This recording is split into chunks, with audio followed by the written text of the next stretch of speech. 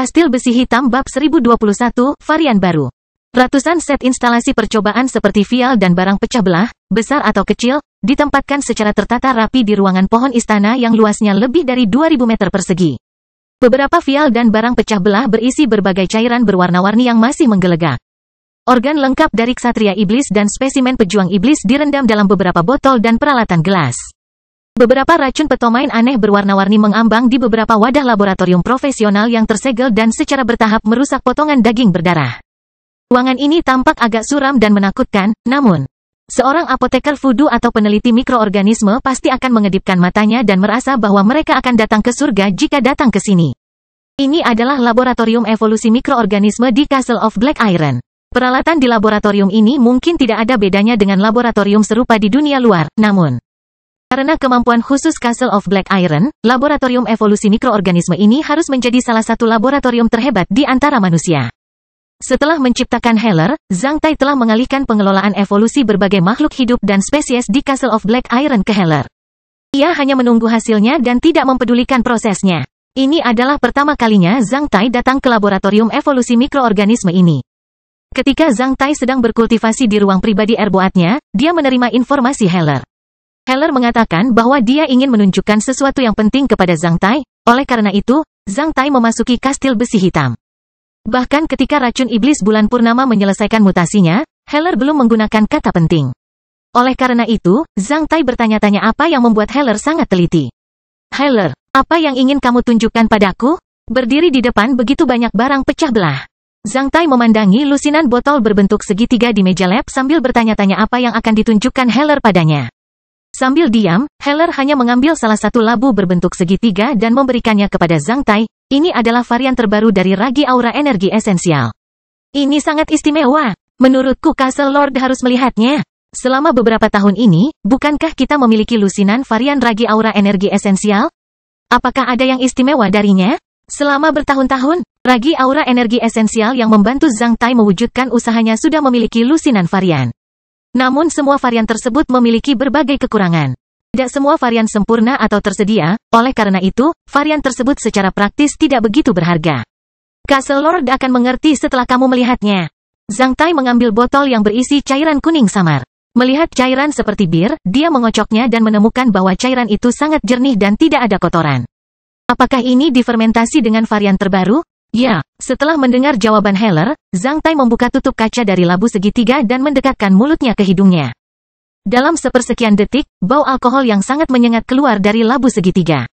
Zhang Tai mencium bau alkohol, namun, alkohol di dalam labu berbau lebih pedas daripada alkohol biasa.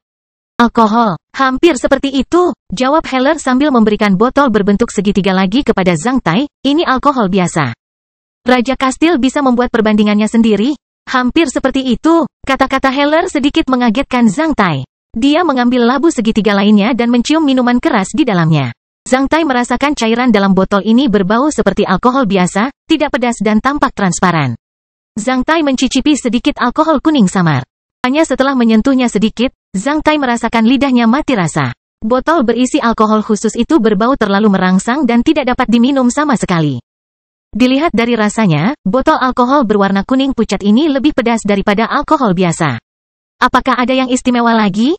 Saat menyaksikan Zhang Tai mencicipinya, Heller tersenyum. Tuan Kastil, apakah Anda lupa tentang bahan bakar yang Anda tambahkan ke T9 naga peri Anda? Setelah diingatkan oleh Heller, jantung Zhang Tai berdebar kencang. Dia memperhatikan dua botol alkohol di tangannya dan langsung menuangkannya ke dalam dua cawan lebur yang terbakar. Setelah itu, dia menembakkan kilauan dari jari-jarinya yang terbelah menjadi dua kilauan di udara sebelum jatuh ke dalam dua cawan lebur yang terbakar seperti dua kunang-kunang. Api cian berkobar setinggi 16 cm di depan Zhang Tai sekaligus dari wadah terbakar yang berisi alkohol kuning samar. Sebaliknya, alkohol biasa terbakar dengan tenang dan mantap di wadah lain, yang tinggi nyala apinya hanya sekitar 7 cm. Nyala api alkohol kuning samar jauh lebih ganas, lebih panas, dan lebih tinggi dibandingkan dengan alkohol biasa. Dari efeknya, nyala alkohol kuning samar tidak mengingatkan orang pada alkohol. Berdiri di depan dua cawan lebur yang terbakar, wajah Zhang Tai tampak biru kehijauan dan terus berkedip-kedip. Setelah beberapa lama, api di kedua cawan lebur tersebut hampir padam pada saat yang bersamaan. Zhang Tai mengulurkan jarinya dan menyentuh bagian bawah cawan lebur. Ia menemukan bagian bawah cawan lebur masih sangat bersih, tidak meninggalkan debu atau sisa-sisa seolah-olah belum ada yang terbakar di dalamnya. Selain air dan karbon dioksida, pembakaran alkohol tidak akan menghasilkan apapun. Setelah menelan ludahnya, Zhang Tai bertanya kepada Heller, berapa nilai bahan bakar dari alkohol baru ini? Nilai bahan bakar alkohol baru ini bisa mencapai 11.000 sampai 12.000 kilokalori per kilogram. Heller menjawab, varian terbaru kami dari ragi aura energi esensial memiliki sifat fermentasi yang sangat tunggal dan kuat. Produk yang difermentasi dengan varian ini hampir tidak mengandung aura apapun, yaitu tidak dapat dimakan. Namun, varian ini dapat mengekstraksi energi maksimal dan nilai bahan bakar dari zat yang difermentasi. Saat kita memfermentasi sesuatu dengan varian ini, kita akan mendapatkan alkohol baru yang memiliki nilai bahan bakar sangat tinggi. Setelah mendengar kata-kata Heller, Zhang Tai bergegas keluar dari laboratorium evolusi mikroorganisme dan tiba di perpustakaan pohon istana dengan kecepatan tercepat. Sambil memperhatikan punggung Zhang Tai, Heller memperlihatkan senyuman tipis seolah-olah dia memahami maksud Zhang Tai. Zhang Tai telah mengumpulkan lebih dari 1 juta buku dari anak benua Wei di perpustakaan pohon istana. Buku-buku ini inklusif dan mencakup semua aspek. Banyak di antaranya merupakan terbitan sebelum bencana. Zhang Tai ingat bahwa dia telah membaca sesuatu yang berguna dari publikasi rumit sebelum bencana. Setelah melesat ke dalam perpustakaan secepat sambaran petir, Zhang Tai mengitari rak buku yang tingginya lebih dari 10 meter di perpustakaan untuk beberapa saat sebelum dia menemukan sasarannya. Dia bangkit dan dengan cepat mengambil buku dari lapisan terakhir rak buku. Buku ini diterbitkan dalam bahasa Ibrani sebelum bencana. Meski usianya sudah lebih dari 800 tahun, namun masih terpelihara dengan baik. Buku itu memiliki sampul keras yang halus, yang di dalamnya terdapat pesawat berpenggerak baling-baling, bas, dan beberapa model mesin sebelum bencana. Di samping pola-pola tersebut terdapat banyak ladang tebu yang lebat. Itu adalah majalah profesional yang ditujukan untuk para insinyur dan pembaca profesional. Namanya adalah Energi Baru. Di tengah-tengah majalah ini, Zhang Tai melihat topik majalah ini Bachelia. Negara besar yang menanam tebu memulai rencana energi alkohol setelah krisis minyak bumi. Ada 2 subjudul di bawah topik pesawat berbahan bakar etanol pertama. Bachelia berhasil melakukan penerbangan perdananya pada tanggal 5 Oktober setelah stasiun layanan etanol dan semak-semak tersebar di seluruh negeri. Di bawah subjudul ini, ada baris lain dari huruf merah yang menarik perhatian.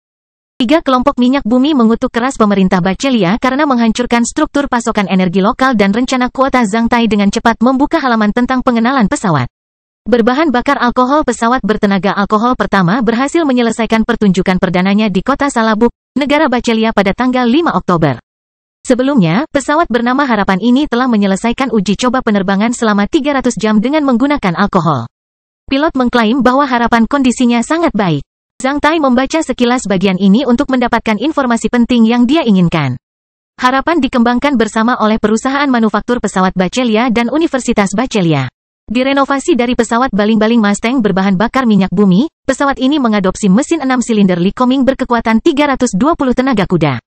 Dapat menampung 2 orang. Para insinyur menyatakan bahwa pesawat yang menggunakan bahan bakar etanol lebih tahan lama daripada pesawat yang menggunakan bahan bakar minyak. Selain itu, efisiensi penggeraknya 7% lebih tinggi dibandingkan dengan pesawat yang menggunakan bahan bakar minyak.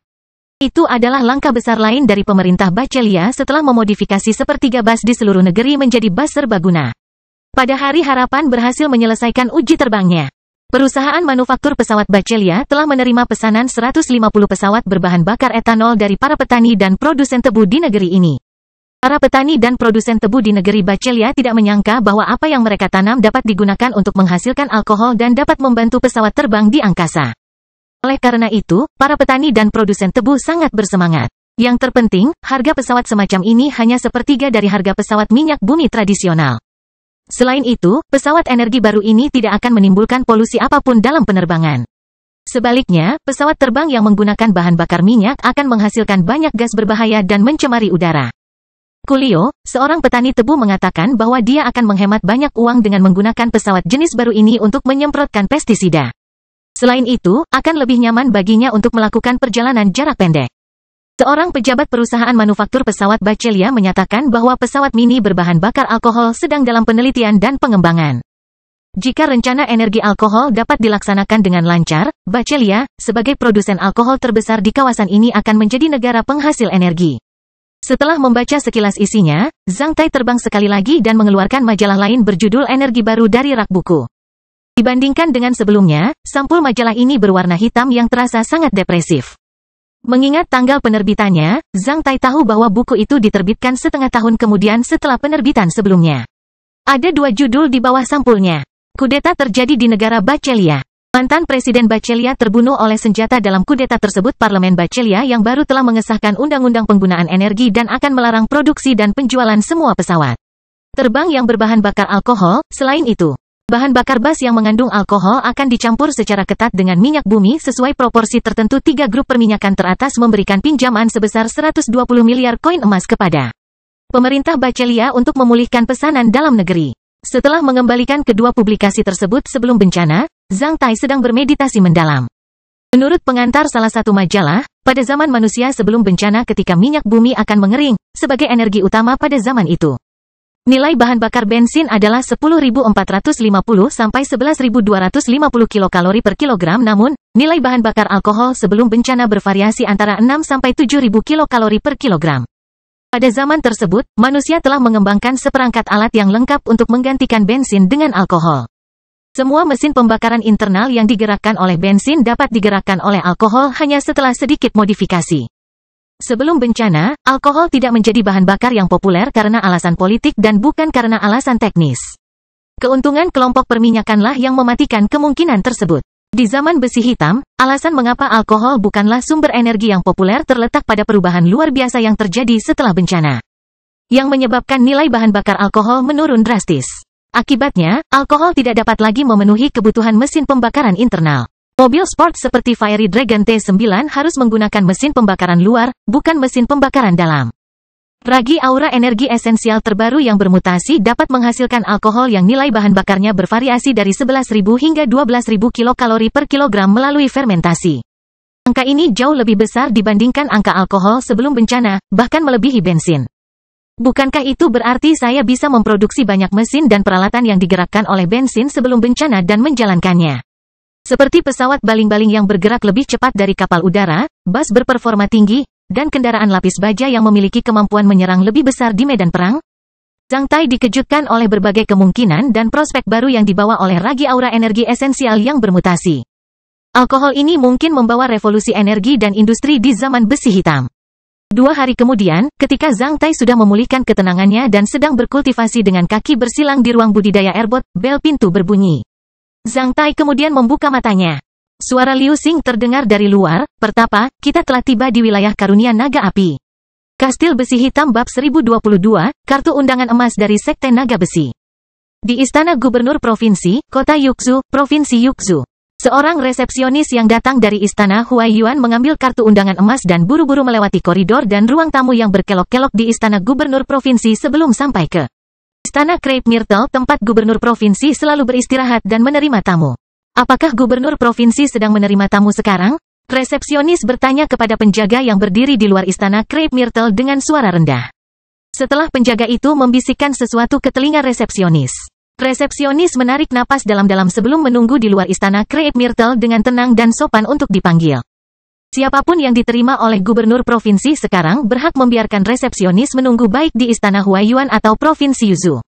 Saat itu bulan Agustus, bunga kain sutra myrtle di parter di luar Istana Crepe Myrtle sedang dalam fase berbunga subur sambil dikelilingi oleh lebah dan kupu-kupu. Karena Gubernur Provinsi merasa bahwa bunga murad kain sutra kuat namun tidak terlalu indah. Banyak bunga murad sutra ditanam di bagian ini di kediaman Gubernur Provinsi Platform Macan Putih 3 tahun yang lalu. Oleh karena itu, ruang tamu ini berganti nama menjadi Istana Crepe Myrtle dan menjadi tempat Gubernur Provinsi menerima bawahan kepercayaannya. Di Istana Gubernur Provinsi di Provinsi Yuzhou, diterima oleh Gubernur Provinsi di Istana Kecerahan sama sekali berbeda dengan diterima di Istana Crepe Myrtle. Setelah memerintah Provinsi Yuzhou selama 4 tahun, Zhang Taixuan telah menetapkan kekuasaannya di Provinsi Yuzhou. Istana Huaiyuan juga memantapkan posisinya sebagai klan pertama di Provinsi Yuzhou. Oleh karena itu, beberapa peraturan di Istana Gubernur Provinsi secara tidak sadar tersebar di kota Yuzhou dan dinikmati oleh masyarakat. Sejak Zhang Tai menerbitkan artikel prasasti di batu nisan orang tercela di forum Gunung Kecerahan, Istana Huaiyuan dan klan Zhang berjalan lancar dalam segala aspek. Bahkan mereka yang tidak menyangka Istana Huaiyuan akan mulus dalam segala aspek menjadi diam dalam beberapa tahun terakhir. Mereka tidak lagi menyinggung Istana Huaiyuan karena menjadi sasaran semua orang. Di wilayah Provinsi Yuzhou dan wilayah militer Timur Laut, hampir semua orang mengira Zhang Tai dianiaya, meskipun orang-orang di tempat lain mungkin tidak berpikir demikian. Di satu sisi, Istana Huaiyuan memegang kekuasaan besar di Provinsi Yuzhou. Di sisi lain, tulang punggung klan Zhang dianiaya dan harus melarikan diri kemana-mana. Di bawah suasana ganda yang dahsyat dan menyentuh, Istana Huaiyuan secara resmi berakar di Provinsi Yuzhou, bahkan di negara Taixia dan memperluas ruang hidupnya. Istana Crepe Myrtle cerah dan bersih. Di luar partisi kaca rosewood, angin sepoi-sepoi bertiup, membawa aroma samar. Bunga murad kain sutera yang cemerlang memperlihatkan ranting-rantingnya di luar jendela seolah-olah ingin mendorong ke dalam jendela untuk menghiasi ruangan dengan sedikit kecemerlangan. Di luar istana panas, sebaliknya, di dalamnya sejuk dan nyaman. Di empat sudut ruangan, 4 katak timah tembaga sedang memegang es batu di perutnya. Membuka mulutnya lebar-lebar, keempat kodok itu diam-diam mengeluarkan udara sejuk untuk mengusir panas. Zhang Taixuan sedang duduk di belakang meja panjang dan menyeruput teh dengan seorang pria di seberangnya. Orang yang duduk di seberang Zhang Taixuan adalah Zhang Yang, kakak laki-laki Zhang Tai. Setelah 4 tahun, Zhang Yang tampak lebih mantap saat memasuki masa kejayaannya dalam hal kekuatan fisik, energi spiritual, dan kemampuan. Zhang Yang mengenakan jubah sutra boa emas hitam dengan pemikiran dan kumis hitam. Matanya berkedip-kedip memancarkan cahaya mata yang cerdas dan heroik. Meskipun bertolak belakang dengan kepala klan, dia tetap menarik, tidak rendah hati atau memaksa. Bahkan di wilayah seluruh wilayah militer Timur Laut, semua orang telah mengetahui bahwa keluarga Zhang Yang, pemegang saham terbesar grup bisnis Jinwu, adalah keluarga terkaya di Provinsi Yuzhou atau wilayah militer Timur Laut. Belum lagi keluarga di Provinsi Yuzhou. Obat serbaguna Zhang seperti emas batangan yang dapat diproduksi terus-menerus. Tentu saja keluarga seperti itu akan kaya. Di negara Taixia, orang biasa menggambarkan orang kaya sebagai menghasilkan 1 dobel emas setiap hari. Ungkapan ini jelas dikerdilkan oleh grup bisnis Jinwu. Karena kelompok bisnis Jinwu pasti bisa menghasilkan 1 kapal emas per hari. Sekarang, kapal-kapal udara yang sedang mengantri di kota Jinwu untuk memuat obat-obatan serbaguna harus meninggalkan emas 2 kali lipat berat botol obat-obatan serbaguna. Oleh karena itu, tidak berlebihan jika dikatakan bahwa kelompok usaha Jinwu dapat menghasilkan 1 kapal emas per hari. 2 tahun yang lalu, grup bisnis Jinwu yang telah dipromosikan menjadi VIP paling mulia di Bank Raja Wali Emas telah dapat menikmati perlindungan gratis dari 2 ksatria yang diatur oleh Bank Raja Wali Emas. Karena hubungan khusus antara grup bisnis Jinwu dan Sekte Keberuntungan Surga. Sekte Keberuntungan Surga juga mengirimkan seorang ksatria berkekuatan besar untuk tinggal langsung di keluarga Zhang yang sebagai kepala pengawal istana Zhang. Tahun lalu, grup bisnis Jinwu menghabiskan banyak uang untuk membeli kapal udara terapung dari Heaven's Fortune Sect. Oleh karena itu, Zhang Yang menjadi orang kedua yang memiliki kapal udara terapung pribadi setelah Zhang Taixuan di Provinsi Yuzhou. Tahun ini, menurut intelijen, Zhang Taixuan mengetahui bahwa Zhang Yang melakukan perjalanan ke anak benua Chaosang dengan perahu udara terapung 1 bulan yang lalu dan merekrut 2 ksatria lagi dan banyak pembangkit tenaga listrik di tingkat berbeda di bawah ksatria dari sana. Artinya, 5 ksatria melayani Zhang Yang, yang hampir sama dengan jumlah tetua istana Huaiyuan.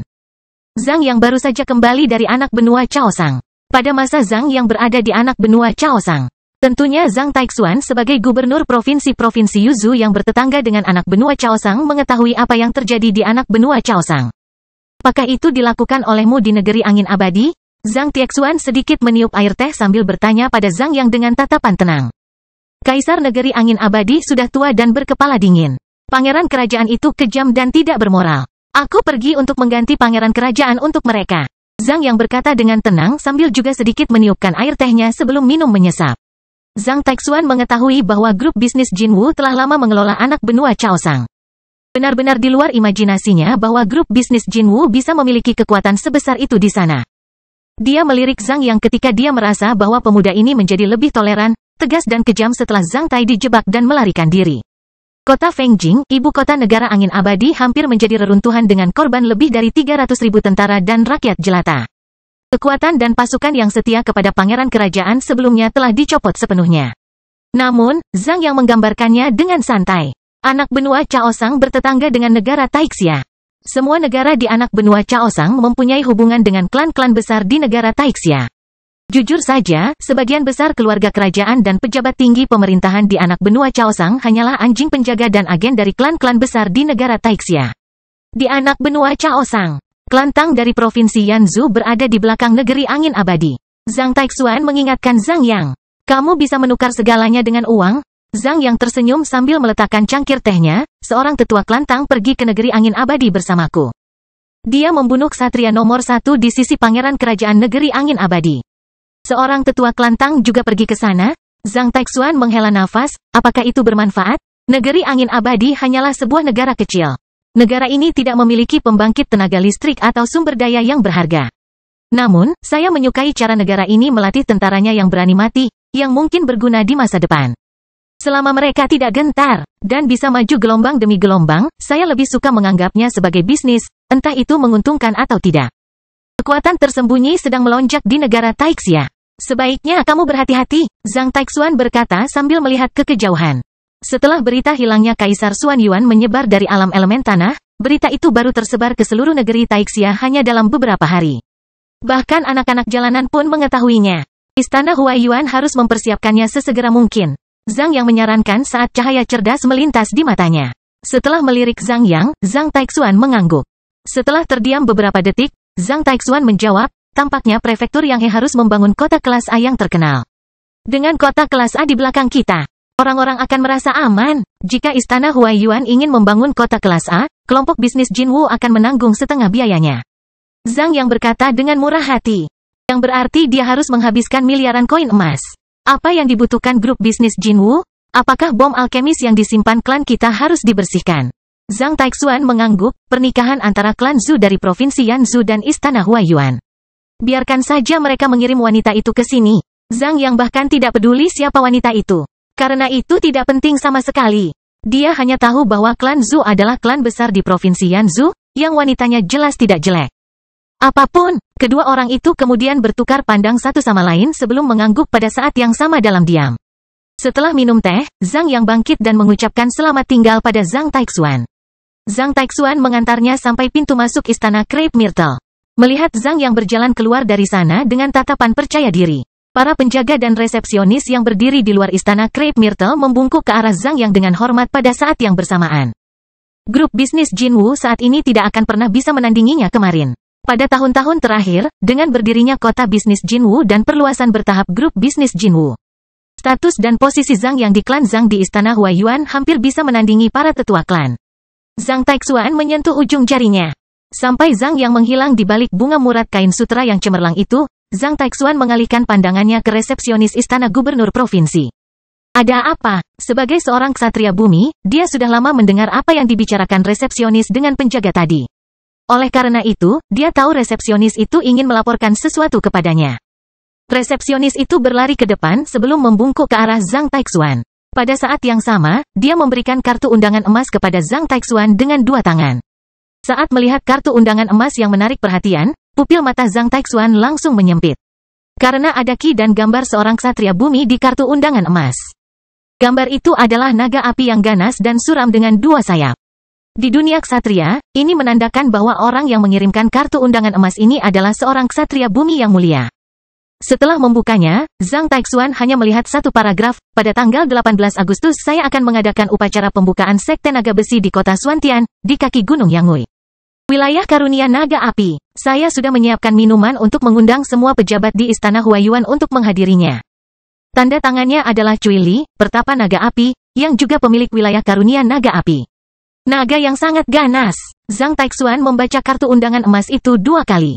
Merasakan beratnya, setelah mempertimbangkannya beberapa detik, dia berbalik dan berkata kepada resepsionis, undang para tetua Istana Huaiyuan untuk mendiskusikan sesuatu di platform Macan Putih.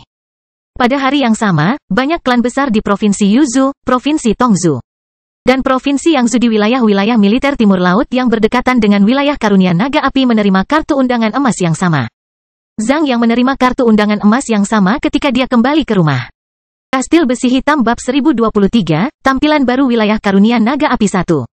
Setelah tiba di wilayah Karunia Naga Api, Zhang Tai menghabiskan 2 hari untuk menyelesaikan formalitas dengan administrasi sumber daya lahan wilayah militer timur laut dan meninggalkan tumpukan perbatasan di sekitar wilayah Karunia Naga Api. Sejak saat itu, wilayah Karunia Naga Api menjadi wilayah pribadi Zhang Tai. Berada di barat daya Gunung Yangui di negara Taixia. Wilayah Karunia Naga Api mencakup 1,34 juta mil persegi dan bertetangga dengan Provinsi Yuzhou, Provinsi Tongzhou, dan Provinsi Yanzhou di wilayah-wilayah militer timur laut negara Taixia. Ada 18,76 juta orang yang bisa bergerak bebas dan 10 kota di wilayah Bonti. 3 dari 10 kota berada di prefektur Miyun di Provinsi Yuzhou, yaitu kota Tiangshuan, kota Xinlu, dan kota Langyun. Kota Tiangshuan adalah kota kelas 2 tingkat B, yang merupakan kota terbesar di antara 3 kota dengan jumlah penduduk lebih banyak. Kota Xinlu adalah kota kelas 2 tingkat C. Kota Langyun adalah kota kelas 3 tingkat B. 4 dari 7 kota sisanya berada di prefektur Xingyuan di wilayah provinsi Tongzhou, masing-masing kota Aning, kota Suesong, kota Yande dan kota Qinghe, semuanya adalah kota kelas 2 tingkat C. Kota Dasang, kota Wukgong, dan kota Dongyang di prefektur Gaoping, provinsi Yanzhou, tempat pusat wilayah militer timur laut berada, dibagi menjadi wilayah karunia naga api. Kota Dasang dan kota Wukgong merupakan kota kelas 2 tingkat B sedangkan kota Dongyang merupakan kota kelas 2 tingkat A. Karena kota Tiangshuan berada di provinsi Yuzhou dan merupakan salah satu dari 2 kota kelas 2 tingkat A di wilayah karunia naga api, maka Zhang Tai secara langsung memilih upacara pembukaan Sekte Naga Besi di kota Tiangshuan. Zhang Tai mempercayakan jabatan resmi wilayah militer timur laut untuk mengirimkan kartu undangan emasnya pada tanggal 1 Agustus pada hari yang sama. 2 pemberitahuan telah dipasang di kota Tiangshuan, kota Xinlu, kota Langyun, kota Aning, kota Suesong, kota Yande, kota Qinghe, kota Dasang, kota Wukgong, dan kota Dongyang pada hari yang sama. Pemberitahuan pertama adalah Cui Li, pemilik wilayah karunia naga api akan mendirikan Sekte Naga Besi dan akan merekrut peserta magang di wilayah karunia naga api. Pemberitahuan kedua adalah semua kota di wilayah karunia naga api akan memilih perwakilan lokal. Sejak saat itu, semua kota, distrik, kabupaten, kota kecil dan desa di wilayah karunia naga api akan dikelola secara mandiri oleh delegasi di semua tingkatan. Setelah 2 pemberitahuan dipasang selama 1 hari, seluruh wilayah karunia naga api menjadi riuh. Tidak hanya itu, 2 pemberitahuan di wilayah karunia naga api juga menyebar ke seluruh prefektur di 3 provinsi tetangga secepat angin. Otonomi perwakilan lokal telah ada di negara Taixia sejak zaman dahulu kala. Parlemen yang disebut demokratis dan bentuk organisasi lainnya di benua lain sebenarnya meminjam kecerdasan dari negara Taixia meskipun mereka terlihat maju. Organisasi semacam ini telah ada di negara Taixia selama ribuan tahun. Namun, karena wilayah karunia naga api hampir sebesar prefektur di suatu provinsi, pemilihan perwakilan lokal menjadi tidak biasa. Kota-kota di wilayah karunia naga api sebelumnya dikelola oleh pemerintah negara Taixia. Setiap kota di wilayah tersebut memiliki wali kota dan lembaga administratif pada tingkat berbeda yang dikirim dari pemerintahan kerajaan negara Taixia. Namun, setelah wilayah ini diberikan kepada Cui Li dan diganti namanya, propertinya telah berubah. Para pejabat di tingkat yang berbeda hampir bisa diabaikan karena keberadaan lembaga dan pejabat di seluruh wilayah karunia naga api akan sepenuhnya menentukan kesediaan pemiliknya. Kecuali lembaga perpajakan dan peradilan. Pemilihan perwakilan daerah jelas menunjukkan kesediaan pemilik wilayah ini. Yang disebut perwakilan lokal terdiri dari pejabat setempat. Berdasarkan pemberitahuan tersebut, setiap kota di wilayah karunia naga api akan membentuk asosiasi perwakilan lokal yang beranggotakan 21 orang. Setiap penduduk sah di wilayah karunia naga api akan memenuhi syarat untuk menjadi kandidat dan diterima dan akhirnya ditunjuk oleh Cui Li. Pemilik wilayah ini selama dia bisa mendapatkan dukungan 3.000 orang dalam hal tanda tangan, tanpa memandang jenis kelamin dan usia. Setelah asosiasi perwakilan lokal dibentuk, setiap kota akan memiliki 21 perwakilan lokal, yang akan memegang kekuasaan kota dan mempunyai kekuasaan yang sama dengan wali kota. Saat berita ini tersebar, semua klan terkemuka di kota wilayah karunia naga api menjadi aktif sekaligus. Jika salah satu klan mereka bisa menjadi perwakilan lokal, klan mereka akan memperoleh ketenaran dan kekayaan. Tentu saja, semua klan ngiler karenanya. Yang lebih menarik perhatian adalah berita bahwa Cui Li, sang pertapa naga api, yang juga pemilik pertapa karunia naga api akan merekrut murid magang. Berita bahwa Cui Li sang pertapa naga api mengembangkan metode rahasia tingkat Markis Sutra Naga Api telah tersebar luas. Jika seseorang bisa bergabung dengan Sekte Naga Besi dan menjadi murid langsung dari pertapa naga api, dia akan bergantung pada seorang ksatria bumi yang memiliki wilayah hadiah pribadi dan mungkin mempelajari metode rahasia tingkat Markis yang kuat.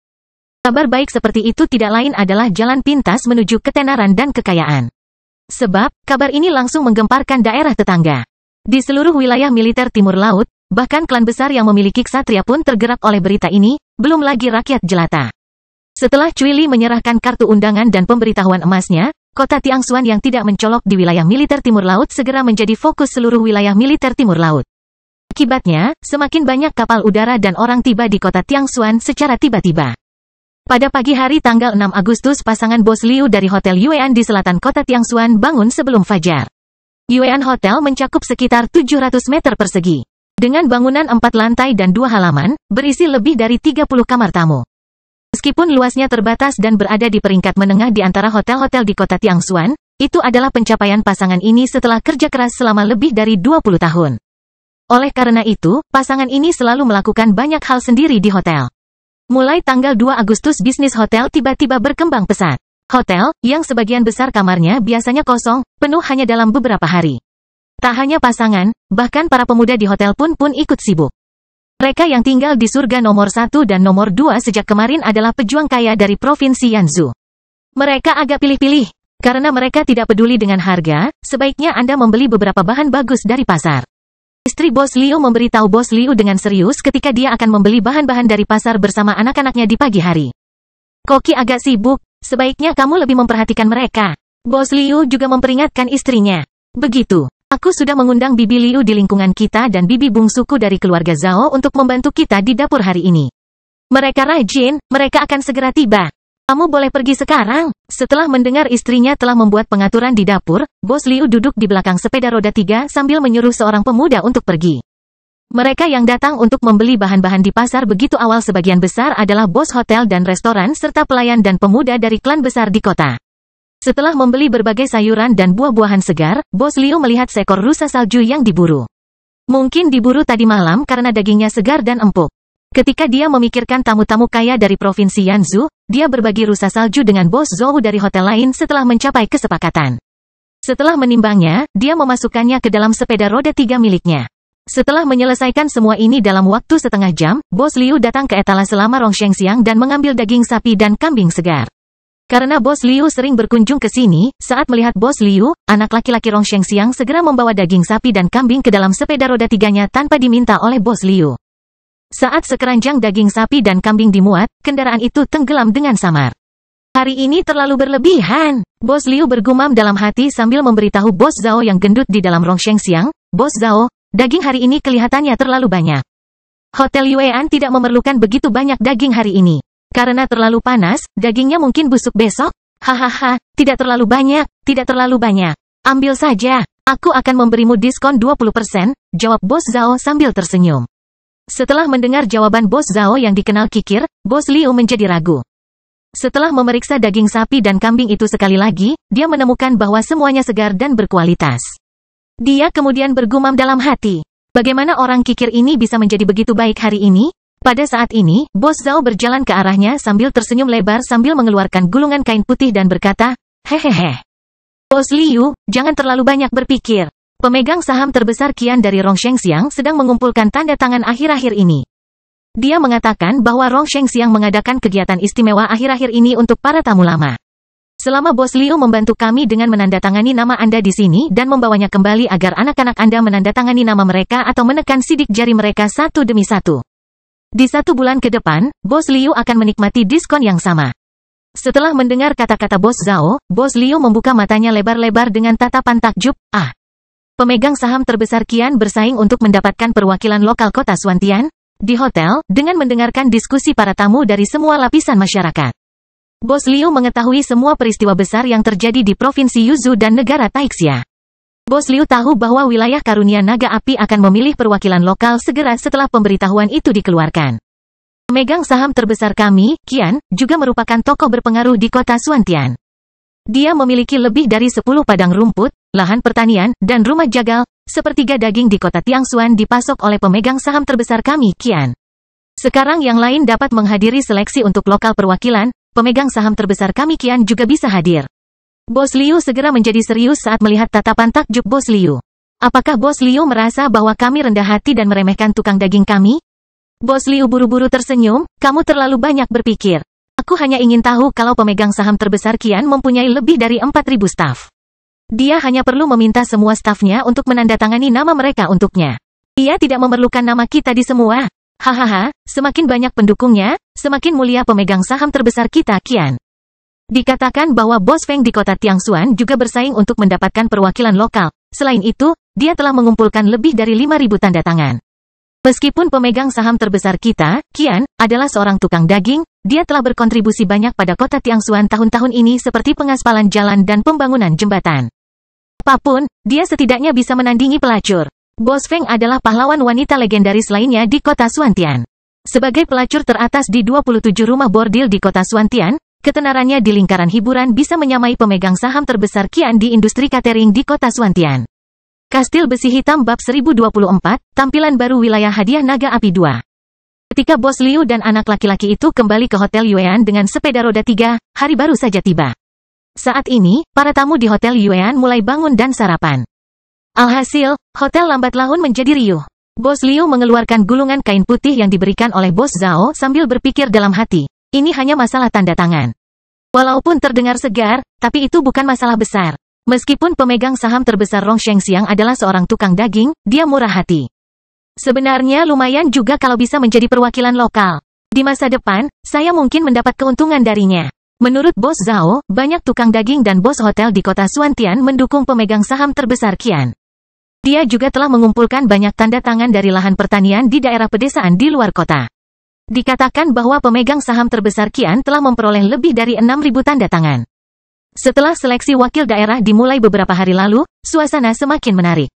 Banyak pejabat, orang kaya, dan tokoh berpengaruh di banyak industri mulai melakukan pencarian. Mungkin di kota lain juga sama. Bos Liu teringat permintaan Bos Zhao.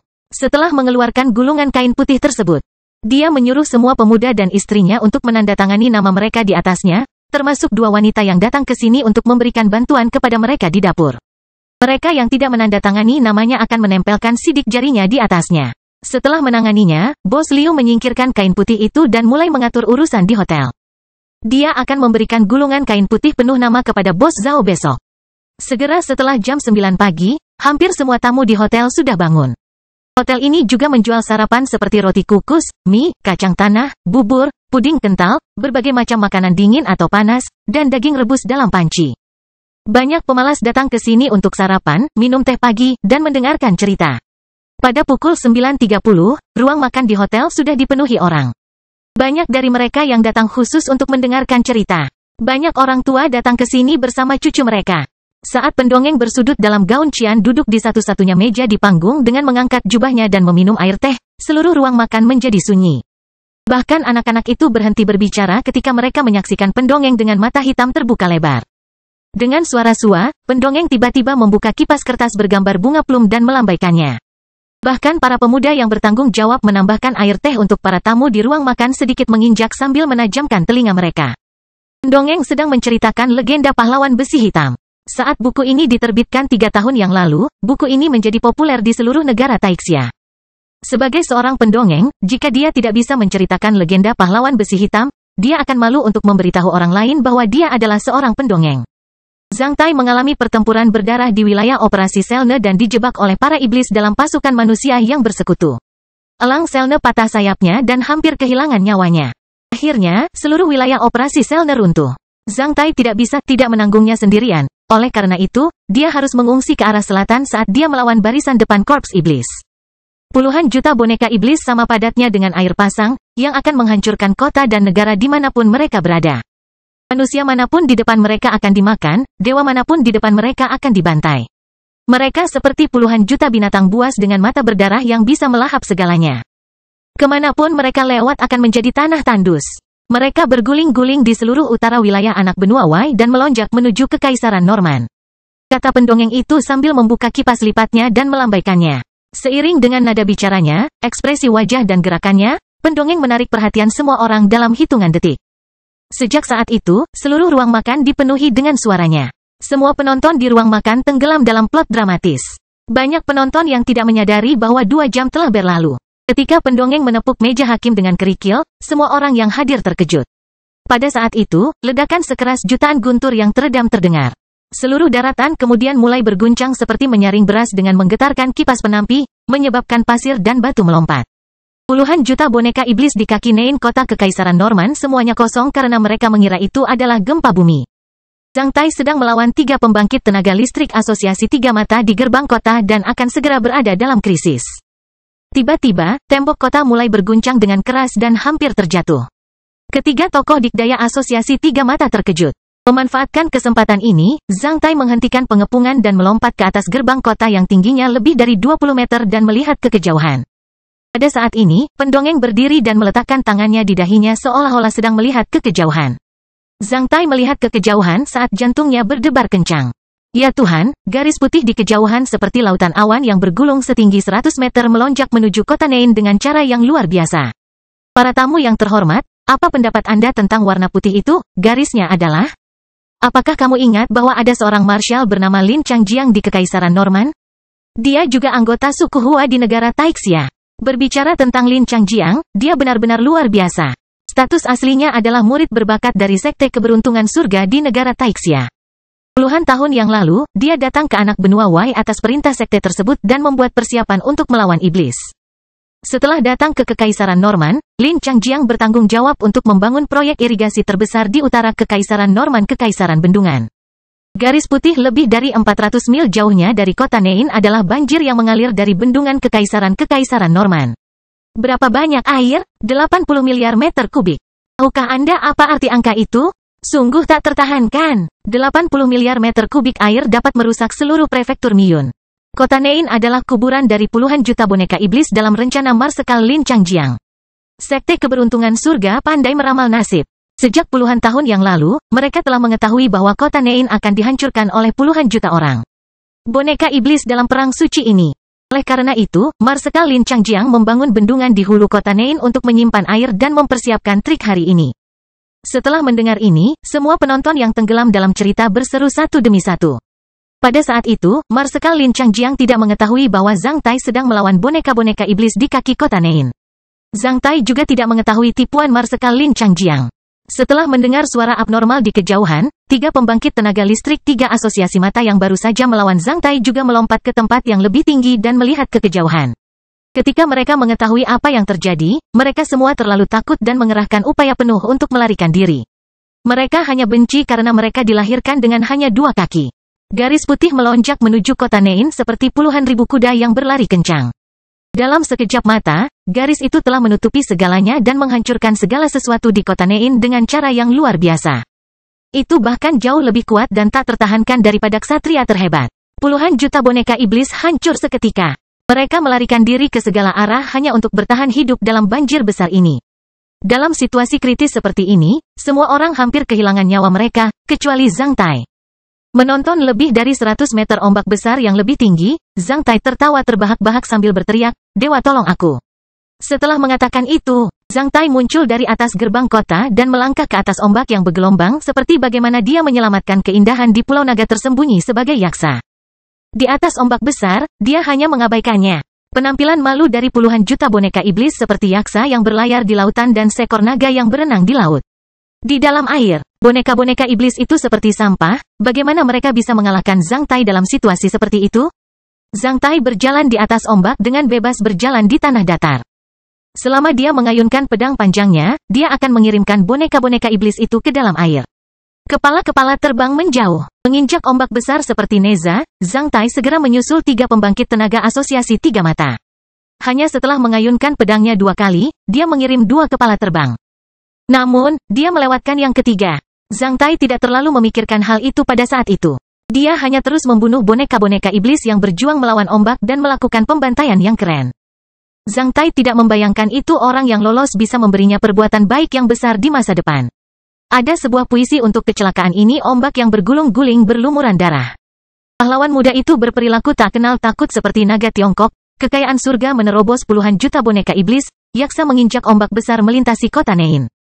Setelah menyelesaikan puisinya, pendongeng menepuk-nepuk kerikil juri sehingga menimbulkan bunyi pah lagi sambil melanjutkan, "Kalau kamu ingin tahu apa yang terjadi nanti, tolong dengarkan besok." Saat mereka mendengar kata besok, ruang makan dipenuhi dengan penyesalan dan keluhan. "Ah, ini baru mencapai klimaksnya. Lanjutkan, lanjutkan." Seseorang berteriak sementara pendongeng menangkupkan tangannya dan membungkuk ke segala arah. "Para tamu yang terhormat, lelaki tua ini terlalu haus dan sesak napas. Saya hampir tidak bisa melanjutkan. Jika Anda ingin mendengarkan cerita saya, silakan datang ke sini besok." Akhirnya, ini orang tua akan membuat iklan untuk Bos Feng 8 malam ini. Bos Feng akan meminta 8 pelacur teratas di kota Suantian memainkan pavilion Mudan di PR Fragrance Garden. Terlebih lagi, PR Fragrance Garden akan gratis malam ini. Anda hanya perlu memilih Bos Feng untuk menjadi perwakilan lokal kota Suantian. Setelah mengatakan itu, pendongeng turun dari panggung dan mengucapkan selamat tinggal kepada Bos Liu sebelum pergi. Di ruang makan, tidak ada yang memperhatikan bahwa seorang pria tangguh seperti menara berjubah berdiri di sudut ruang makan di lantai 2 dan menyaksikan pendongeng pergi dengan tatapan tercengang. Pada saat yang sama, pria tangguh itu bergumam dalam hati, apa-apaan ini? Kapan ayah ini membunuh iblis di kota Nein? Kastil Besi Hitam bab 1025, Kepanjangan Pahlawan Besi Hitam. Sejak Zhang Tai datang ke wilayah Karunia Naga Api, setelah menyelesaikan formalitas penyerahan wilayah Karunia Naga Api dan konfirmasi otoritas, Zhang Tai selalu berkeliaran sendirian. Dia hampir menjelajahi 10 kota dan pegunungan yang di wilayah Karunia Naga Api. Setelah beberapa hari melakukan perjalanan, Zhang Tai sudah terbiasa dengan adat istiadat dan praktik setempat. Zhang Tai kembali ke kota Xuantian di pagi hari. Ketika dia menemukan hotel umum yang agak ramai, dia masuk untuk makan. Ngomong-ngomong, dia akan mengetahui situasi di kota Xuantian.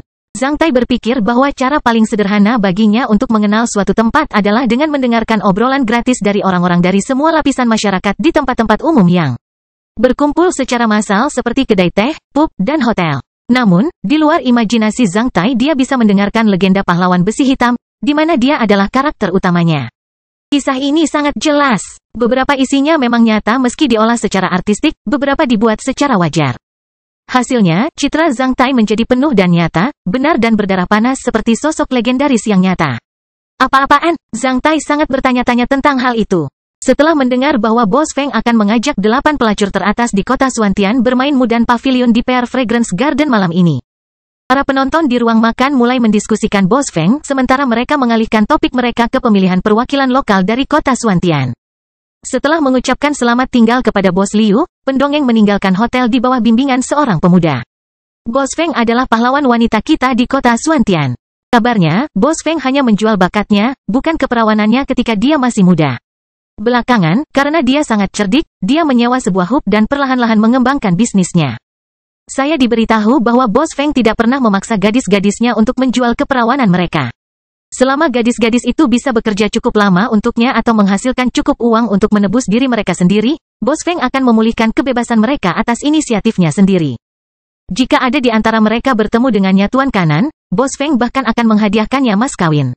Putra ketiga wali kota-kota Xuantian ingin tidur dengan Ruoxi di Pavilion Phoenix Flute. Boss Feng menghentikannya karena Ruoxi sudah bertemu dengannya Tuan Kanan. Itu membuat tidak senang putra ketiga wali kota, akibatnya, dia membuat orang merusak setengah dari seluruh Pavilion Phoenix Flute. Jika tidak, bagaimana para geisha bisa mengerahkan upaya penuh mereka untuk bekerja pada Boss Feng? Tapi agak tidak pantas bagi wanita yang pernah menjadi geisha untuk menghadiri pemilihan perwakilan lokal. Ketika orang-orang itu sedang berdiskusi di lantai 2, Zhang Tai berdiri. Setelah melempar koin emas ke atas meja, dia mengikuti pendongeng ke bawah.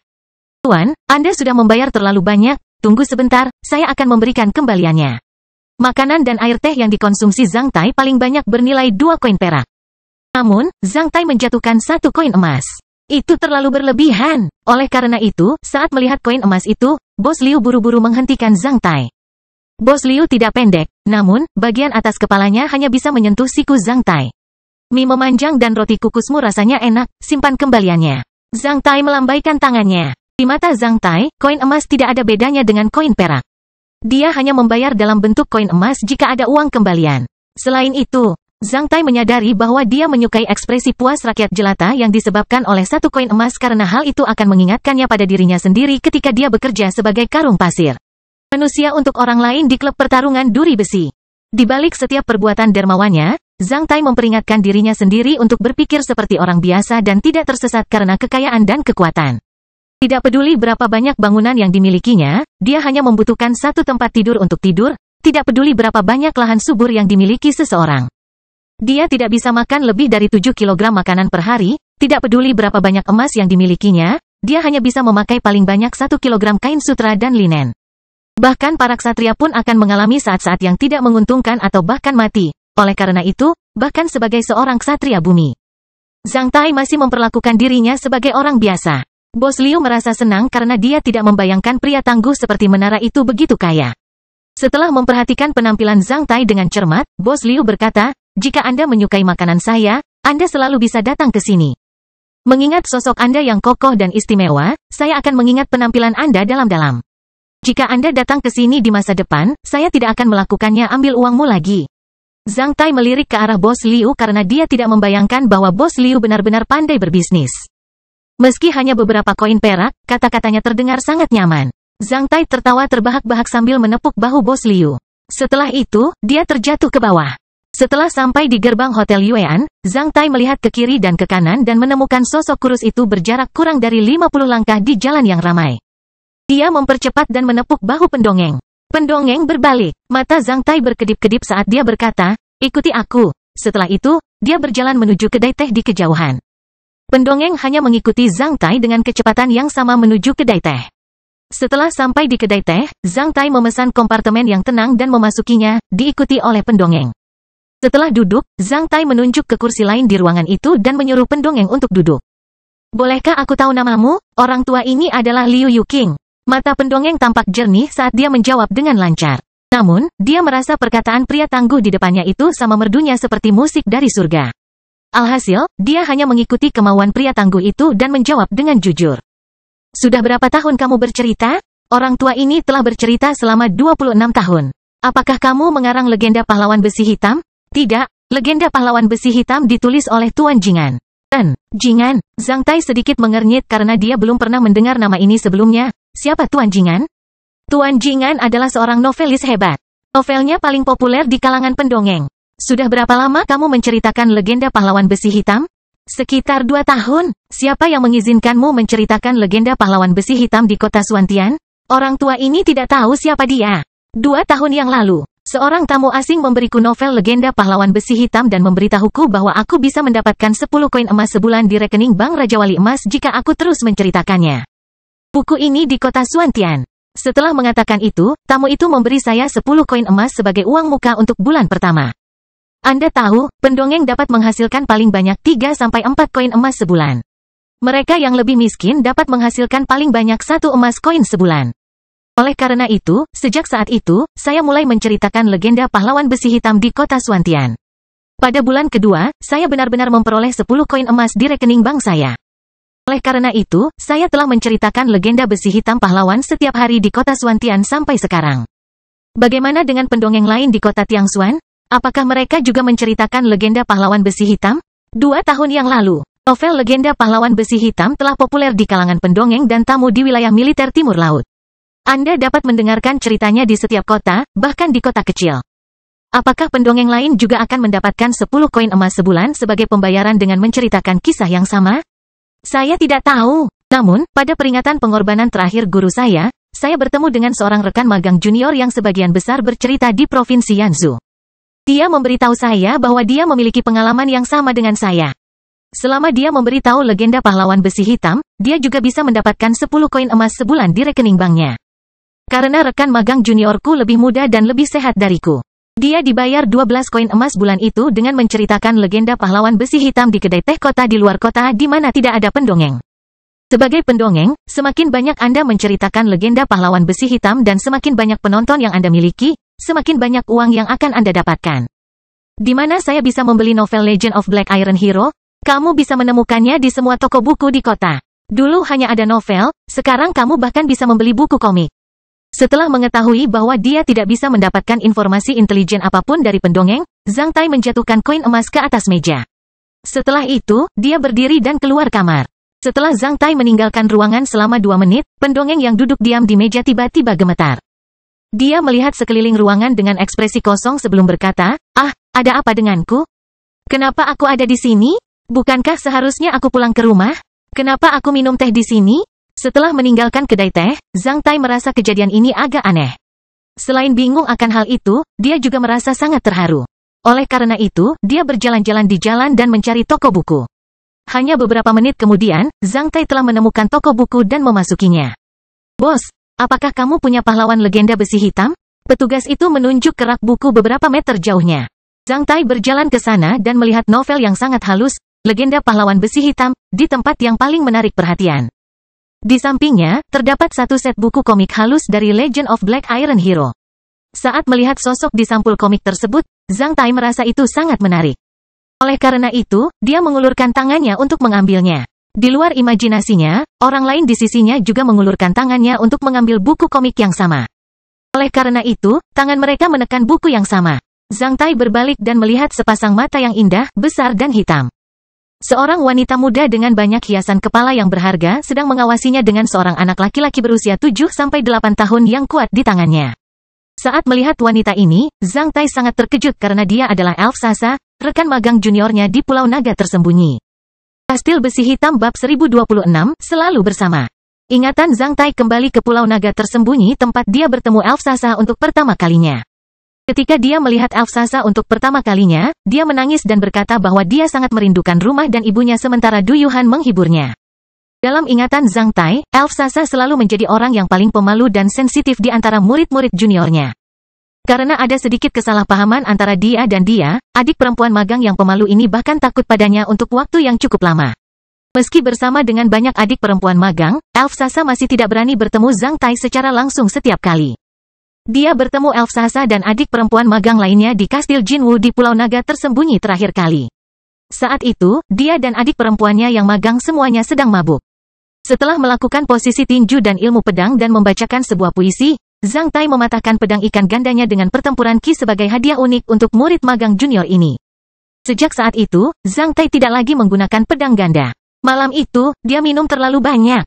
Dalam ingatannya, Elf Sasa, Du Yuhan dan Ku Liangying semuanya mabuk. Banyak adik magang junior bahkan menangis. Itu adalah malam yang paling indah dan mengesankan. Malam itu sangat istimewa. Masa muda yang selalu ada, emosi yang penuh gairah, polos, baik dan sederhana, yang tergambar dan tidak tergambarkan semuanya berubah menjadi tawa dan air mata riang. Setelah malam itu, semua ini lenyap dalam kobaran api perang suci. Setelah itu, Zhang Tai pergi ke teater operasi Selne yang jauh dari Pulau Naga Tersembunyi dan tidak melihat adik magang junior ini lagi. Beberapa tahun yang lalu, ketika dia kembali ke Provinsi Yuzhou, dia mendengar bahwa sebagian besar adik perempuan magang ini telah menikah dengan orang lain. Beberapa dari mereka seperti Guo Miaolu masih dalam budidaya pekerja keras karena mereka ingin lebih meningkatkan kekuatan pertempuran mereka. Zhang Tai tidak mengganggu mereka yang sudah menikah. Sedangkan bagi mereka yang masih berkultivasi keras, Zhang Tai menyuruh Istana Huaiyuan untuk menjaga mereka secara diam-diam. Zhang Tai juga tidak pergi menemui mereka. Sesuatu sebaiknya dikubur dalam-dalam. Benar-benar di luar imajinasinya bahwa Zhang Tai bisa bertemu dengan adik perempuan magang di toko buku kota Xuantian setelah bertahun-tahun kemudian. Elf Sasa masih secantik sebelumnya, namun, dia lebih dewasa. Mantan gadis lugu itu telah menjadi seorang wanita muda meskipun dia masih pendiam seperti sebelumnya. Mata dan wajah anak kecil itu sangat mirip dengan Elf Sasa. Saat melihat anak kecil itu, Zhang Tai tahu bahwa dia adalah putra Elf Sasa. Zhang Tai menjadi sedikit linglung karena suasana hatinya campur aduk. Alasan Elf Sasa menatap Zhang Tai dengan mata terbuka lebar adalah karena dia tidak membayangkan bahwa pria tangguh akan tertarik pada buku komik Legend of Black Iron Hero. Selain itu, topi hujan bambu besar di kepala Zhang Tai tampak agak aneh. Apakah pria ini orang gila? Sebelum Zhang Tai menarik tangannya, Elf Sasa sudah menarik tangannya dengan cepat dengan ekspresi jijik dan ketakutan. Setelah itu, dia berbalik dan berkata kepada putranya, Xiaozi, ayo kita lihat di toko buku lain. Ketika Elf Sasa mengatakan ini, dia menarik putranya kembali secara diam-diam agar tidak membuat Zhang Tai marah. Tidak Bu, aku akan membaca legenda pahlawan besi hitam. Kami sudah mengunjungi banyak toko buku dan semuanya kehabisan stok. Diam, Zhang Tai menunjukkan senyuman malu. Sebagai seorang ksatria bumi, jika kabar dirinya bertengkar dengan seorang anak kecil demi sebuah buku komik di toko buku tersebar, akan mengejutkan banyak orang. Oleh karena itu, dia mengambil buku komik itu dan memberikannya kepada anak laki-laki itu. Ini dia. Saya akan membaca versi ini. Saya hanya ingin tahu apakah novel ini baru saja memiliki buku komik. Seperti yang dikatakan Zhang Tai, dia mengambil novel itu. Xiaozi, ucapkan terima kasih kepada paman. Terima kasih paman. Anak laki-laki itu memanggil Zhang Tai dengan polos ketika dia menerima buku komik itu sambil tersenyum lebar. Ah, sama-sama, sama-sama. Elf Sasa masih pendiam seperti sebelumnya. Hanya setelah dialog singkat dengan Zhang Tai, dia menarik putranya pergi. Zhang Tai sedikit senang. Dia ingin mengatakan sesuatu. Namun, ketika dia memikirkan statusnya saat ini, dia hanya bisa mengusap wajahnya dan mengantar Elf Sasa pergi. Setelah menjatuhkan koin emas, Zhang Tai mengambil novel itu dan keluar dari toko buku. Di luar toko buku, Elf Sasa dan putranya memasuki limusin hitam sementara seorang sopir membukakan pintu untuk mereka. Saat melihat Zhang Tai keluar dari toko buku, anak laki-laki itu bahkan melambaikan tangannya ke arah Zhang Tai. Asal mula plat nomor limusin hitam itu adalah kota Xuantian. Sepertinya Elf Sasa menikah dengan seseorang di kota Xuantian, sebuah keinginan muncul di benak Zhang Tai ketika bulu pelacak keluar dari dahinya dan menempel pada limusin hitam itu. Limo itu lari meninggalkan asap.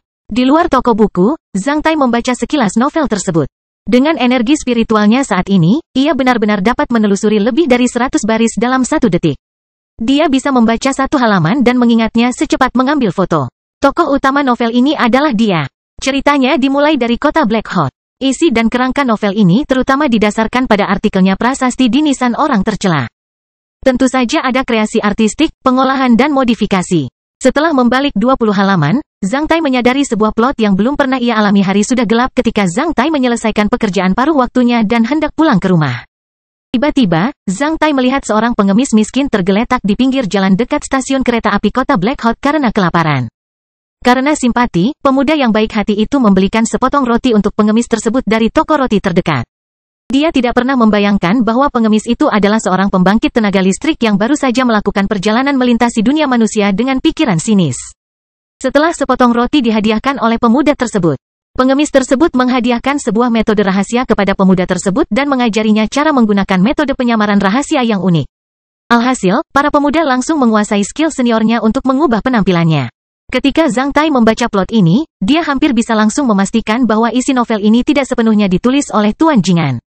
Plot ini hanya bisa dibuat oleh Donder karena keterampilan penyamaran Zhang Tai diajarkan oleh Donder. Selain Donder, tidak ada orang lain yang mengetahuinya. Zhang Tai juga tidak mengatakannya pada orang lain. Buktinya, gambaran Hua Bostang sebagai pedagang kelontong dalam novel tersebut terlalu bagus. Ia tampan, murah hati, dan bijaksana. Dalam novel, Bostang bisa menjadi model bagi semua pria paruh-baya. Menurut uraiannya, Bostang benar-benar seorang filsuf yang menikmati kehidupan rata-rata dan cahaya suar serta guru pertama Zhang Tai. Brengsek, apa yang membuat Zhang Tai terdiam adalah bahwa Bostang sama sekali tidak seorang bos wanita di kota Black Hot bahkan merayunya dengan mengeluarkan uang untuknya. FCK, plot tentang Zhang Tai di rumah tidak sepenuhnya dibuat-buat, karena hanya kakak laki-laki Zhang Tai yang mengetahui beberapa detailnya. Zhang Tai langsung memahaminya. Pasti kakak laki-lakiku dan Donder yang bergandengan tangan untuk mengklarifikasi bahwa aku tidak bersalah menggunakan legenda pahlawan besi hitam. Ini benar-benar sebuah mahakarya yang belum pernah ada sebelumnya dalam mempercantik citra pribadi saya. Semua pendongeng di negara Taixia telah menjadi penghubungku. Selama saya membayar mereka sejumlah uang, saya akan memiliki banyak penggemar dan pengagum di negara Taixia. Jika Mahkamah Agung di negara Taixia tidak membatalkan perintah penangkapan saya, pemerintah Taixia akan kehilangan dukungan banyak orang dan harus menanggung terlalu banyak tekanan dan kecaman. Legenda pahlawan besi hitam dan prasasti di batu nisan orang tercela setelah dikoordinasikan satu sama lain akan melawan banyak prajurit klan Zhang dan istana Huayuan. Zhang Tai tidak pernah membayangkan bahwa ia bisa menjadi sepanas matahari di siang hari di seluruh negeri Taixia setelah menjadi seorang pembunuh. Kamu pasti bercanda, meski terlihat konyol, namun itu nyata. Selama 4 tahun terakhir, meskipun Zhang Tai tidak ada di rumah dan bahkan tidak menghubungi anggota keluarganya, anggota keluarga dan teman-temannya selalu berada di sisinya. Mereka berusaha semaksimal mungkin untuk mengklarifikasi bahwa dia tidak bersalah sehingga dia dapat kembali ke publik. Di pinggir jalan, Zhang Tai menghabiskan waktu kurang dari 10 menit untuk membaca keseluruhan cerita, terlepas dari ekspresi takjub orang-orang yang lewat. Akhir cerita adalah tentang situasi tanpa ampun. Setelah melawan ratusan juta boneka iblis sampai akhir di anak benua Wei, Zhang Tai datang ke negara Taixia. Setelah unggul dalam kompetisi gubernur provinsi-provinsi Yuzhou untuk Zhang Taixuan dan menimbulkan gereja yang mencapai surga, dia dijebak oleh setan dan gereja yang mencapai surga. Meskipun dia selamat dari jebakan dengan kemampuannya sendiri, dia harus melarikan diri kemana-mana dengan kejahatan yang dibuat-buat sebagai pahlawan yang menyentuh dan tragis. Akhir seperti itu sangat membuat marah. Namun, dalam semangat hukum yang dianut oleh negara Taixia, perintah penangkapan yang dikeluarkan oleh Mahkamah Agung Negara Taixia tidak dapat dibatalkan. Oleh karena itu, akhir cerita ini menguji hasil pergulatan antara hati nurani dan semangat hukum di negeri Taixia. Apakah Anda yakin bahwa pahlawan tersebut tetaplah pahlawan atau bukti yang meragukan masih efektif? Setelah memasukkan novel yang sangat berarti baginya ke dalam mantelnya dan merasakan lokasi limusin itu saat ini, Zhang Tai melangkah ke arah di mana limusin itu berangkat. Lebih dari 10 menit kemudian, Zhang Tai tiba di jalan yang tenang dan luas di selatan kota Xuantian. Setelah melirik sekilas ke papan nama Sun Mansion, Zhang Tai melangkah pergi sebelum menarik perhatian para penjaga. Itu harus menjadi klan besar di kota Xuantian. Limusin kecil itu berada tepat di halaman Sun Mansion. Banyak orang dari semua lapisan masyarakat datang ke kota Xuantian akhir-akhir ini, karena nyonya muda dan tuan muda baru saja kembali dari luar. Anda sebaiknya waspada jika ada pengikut. Ya, tuan, pengurus Sun. Konon tuan ingin tuan muda belajar dari pertapa naga api. Tuan muda bijaksana, dia pasti akan direkrut. Peristiwa besar seperti itu tidak ada hubungannya denganmu. Jaga mulutmu. Pramugari Sun mencela seorang penjaga. Meski jaraknya lebih dari 100 meter, dialog antara beberapa orang di gerbang Sun Mansion masih terdengar di telinga Zhang Tai. Setelah mendengar ini, Zhang Tai merasa sedikit aneh ketika dia kembali ke pijakannya di kota Suantian. Kastil Besi Hitam bab 1027 menjadi riuh seperti pasar. Pijakan Zhang Tai berada di rumah resmi kota Suantian. Saat Zhang Tai mencapai pinggiran istana resmi itu, dia dikejutkan oleh apa yang dilihatnya. Pinggiran istana resmi itu dipenuhi dengan limusin dan gerbong yang indah. Kedua sisi jalan dipenuhi orang-orang dengan berbagai hadiah. Oh, anggota Dewan Kementerian Liu, senang bertemu denganmu. Apakah itu bosku, Wu, dan Tuan Tanah Gao? Meskipun ada banyak orang di luar istana resmi, mereka hanya menunggu di sana dengan sabar dan menyapa serta mengobrol dengan orang-orang yang mereka kenal di samping mereka dengan suara pelan. Meski berdiri di luar istana resmi, mereka tetap diikuti oleh pengawal dan pramugara yang mengangkat banyak koper, besar atau kecil, yang hampir menempati separuh jalan di luar istana resmi. Dikatakan bahwa pengurus wali kota juga mengantri di depan kita. Seseorang dengan gaun sutra cemerlang di depan Zhang Tai sedang berbisik kepada pria lain yang sedang mengantri. Bahkan orang idiot pun akan datang, jika tidak mengenakan seragam resmi negara Taixia dan telah dikirim jauh dari kota Suantian. Aku khawatir wali kota sendiri sudah lama menunggu di sini. Ya. Pertapa Naga Api adalah seorang ksatria bumi yang mumpuni. Dikatakan bahwa dia telah melakukan perbuatan baik yang besar di alam elemen tanah dan bahkan telah membunuh lebih dari 2 ksatria iblis tingkat bumi. Dia sangat bergengsi. Pernahkah kamu melihat perahu udara merah di istana resmi? Kabarnya, Pertapa Naga Api memenangkannya dari sesepuh ksatria bayangan dari sekte fantasi Taiyi melalui sebuah taruhan. Luar biasa. Tetapi aku diberitahu bahwa Pertapa Naga Api telah membunuh hampir 4 ksatria iblis tingkat bumi di alam elemen tanah. 2 dari mereka tidak meninggalkan bukti apapun, oleh karena itu, mereka tidak bisa dihitung dalam perbuatan baik Pertapa Naga Api. Namun, semua orang lainnya telah menyaksikan hal itu. Menurut beritamu, Pertapa Naga Api seharusnya menjadi pembangkit tenaga listrik nomor 1 di Provinsi Yuzhou, lebih kuat dari gubernur provinsi. Set, hati-hati dengan kata-katamu. Zhang Tai mendengar banyak bisikan seperti ini. Saat Zhang Tai ingin masuk ke dalam gerbang istana resmi, beberapa pengawal di samping seorang anggota Dewan Kementerian yang gemuk langsung berbalik dan memperhatikan Zhang Tai dengan tatapan tidak menyenangkan sebelum mencelanya. Kak, apakah kamu tidak tahu tentang mengantri jika kamu mau untuk melakukan kunjungan resmi ke Pertapa Naga Api? FCK, ayah ini harus mengantri untuk kembali ke kediamanku sendiri? Zhang Tai memperhatikan orang-orang itu puluhan meter di depannya dan menyadari bahwa dia tidak bisa menjelaskannya dengan jelas kepada orang-orang itu. Oleh karena itu, dia langsung melepas topi bambunya dan memperlihatkan papan namanya kepala botak sebelum berteriak, Liu Xing. Saat Zhang Tai berteriak, orang-orang di depannya berbalik dan memperhatikannya pada saat yang bersamaan. Diamlah di depan kediaman Pertapa Naga Api. Seorang lelaki tua berbalik dan memberi Zhang Tai pelajaran seperti seorang tetua yang berpengalaman. Saat lelaki tua itu menyelesaikan kata-katanya, gerbang istana resmi menjadi gempar sementara mereka yang mengantri di depan gerbang buru-buru menghindar. Pada saat yang sama, tim petarung lapis baja hitam bergegas keluar dari gerbang dan membuka jalan bagi Zhang Tai dengan paksa. Mereka yang sedang mengantri di luar gerbang istana resmi buru-buru memberi jalan kepada tim petarung sambil tersenyum lebar. Konon, para pejuang tersebut adalah pejuang pemberani dari 4 pasukan teratas di negeri Taixia yang pernah mengalami pertempuran berdarah di alam elemen tanah. Mereka juga merupakan rombongan Pertapa Naga Api. Tentu saja, mereka yang menunggu di luar istana resmi tidak berani membuat keributan. Di bawah tatapan takjub banyak orang, tim petarung lapis baja hitam membuka jalan dari kerumunan dan sampai ke depan Zhang Tai. Pemimpin tim adalah Liu Xing. Pertapa Naga Api. Saat melihat Zhang Tai, Liu Xing buru-buru membungkuk pada Zhang Tai. Setelah mendengar kata-kata Liu Xing, semua orang yang hadir membuka mulut mereka seperti diisi dengan telur bebek. Seluruh jalan cukup sepi, terutama para pengawal dan lelaki tua yang baru saja mencela Zhang Tai, yang wajahnya terlalu memerah sementara seluruh tubuh mereka gemetar karena ketakutan. Ada apa dengan orang-orang ini? Zhang Tai bertanya pada Liu Xing. Mereka datang dari semua kota di wilayah Karunia Naga Api.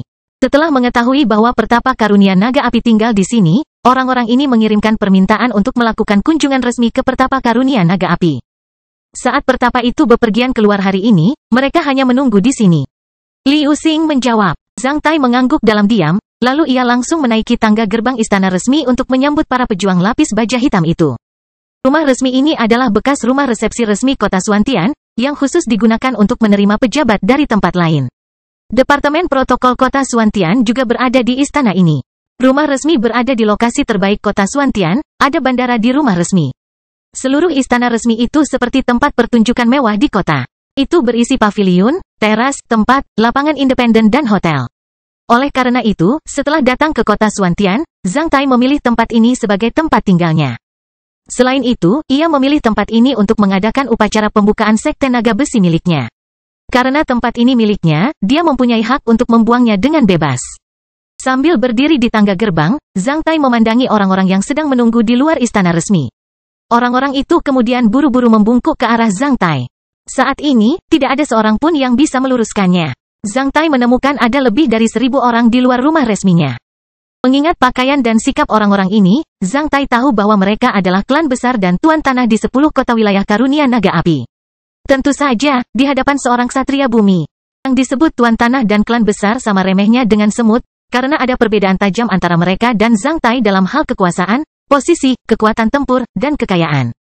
Namun pembunuhan bukanlah satu-satunya elemen di dunia ini karena pembangunan sangat erat kaitannya dengan orang-orang tersebut. Bagaimanapun juga, dunia ini terdiri dari banyak rakyat jelata. Satria hanyalah sebagian kecil dari orang-orang di puncak piramida. Sosok Zhang Tai sekuat dan setinggi dewa keajaiban yang perkasa. Berdiri di tangga, dia tampak sangat bermartabat. Siapa di antara kalian yang jago di bidang teknik sipil, khususnya bangunan istana? Zhang Tai meluruskannya. Segera setelah Zhang Tai menyelesaikan kata-katanya, seorang pria parubaya berkulit gelap dan kaya berusia 50-an langsung mengangkat tangannya ketika yang lain masih bingung dengan niat Zhang Tai. Kamu, Pertapa Naga Api, nama saya Lu Yishan, pemegang saham terbesar Trirox Engineering Group di kota Dasang, Prefektur Gaoping, Provinsi Yanzhou. Trirox Engineering Group memiliki sejarah panjang dan reputasi yang luar biasa. Didirikan oleh leluhur saya, grup ini memenuhi syarat untuk membangun sebuah kota kelas 1 di negara Taixia. Kami ahli dalam bidang teknik sipil, terutama membangun istana. Lu Yishan menjawab dengan tenang meski dengan nada agak bergetar. Lumayan, kemarilah. Zhang Tai melambaikan tangannya ke arah Lu Yishan. Di bawah sorotan mata yang mengagumi, Lu Yishan menahan napas dan berjalan ke sisi Zhang Tai dengan tenang dan membungkuk ke arah Zhang Tai sekali lagi sebelum berdiri dengan hormat di tempat yang 2 langkah lebih rendah dari Zhang Tai. Di sisi Zhang Tai, hasilnya, Lu Yishan menjadi menonjol di antara para pengunjung di luar istana resmi. Melihat Lu Yishan berdiri di sisi Zhang Tai, beberapa perwakilan kelompok teknik dari beberapa klan besar merasa sangat menyesal.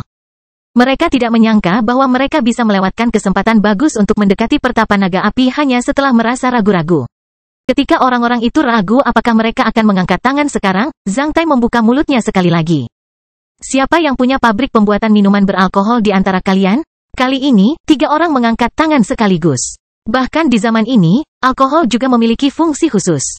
Selain digunakan sebagai bahan bakar untuk mobil sport seperti Fiery Dragon T9, alkohol juga dapat digunakan dalam layanan medis dan pengolahan makanan, Oleh karena itu, masuk akal bagi beberapa klan di 10 kota di wilayah Naga Api untuk menjalankan pembuatan bir alkohol. Tanaman. Baiklah, kalian bertiga, kemarilah. Zhang Tai memanggil ketiga orang itu untuk mendekatinya. Di tengah tatapan kagum yang lain, ketiga orang berpakaian bagus itu berjalan ke tangga di bawah Zhang Tai. Siapa yang bisa memproduksi mesin? Zhang Tai melontarkan pertanyaan lain. Kali ini, 5 orang mengangkat tangan. Zhang Tai membiarkan mereka semua pindah ke sisinya. Klan mana yang paling menjijikkan?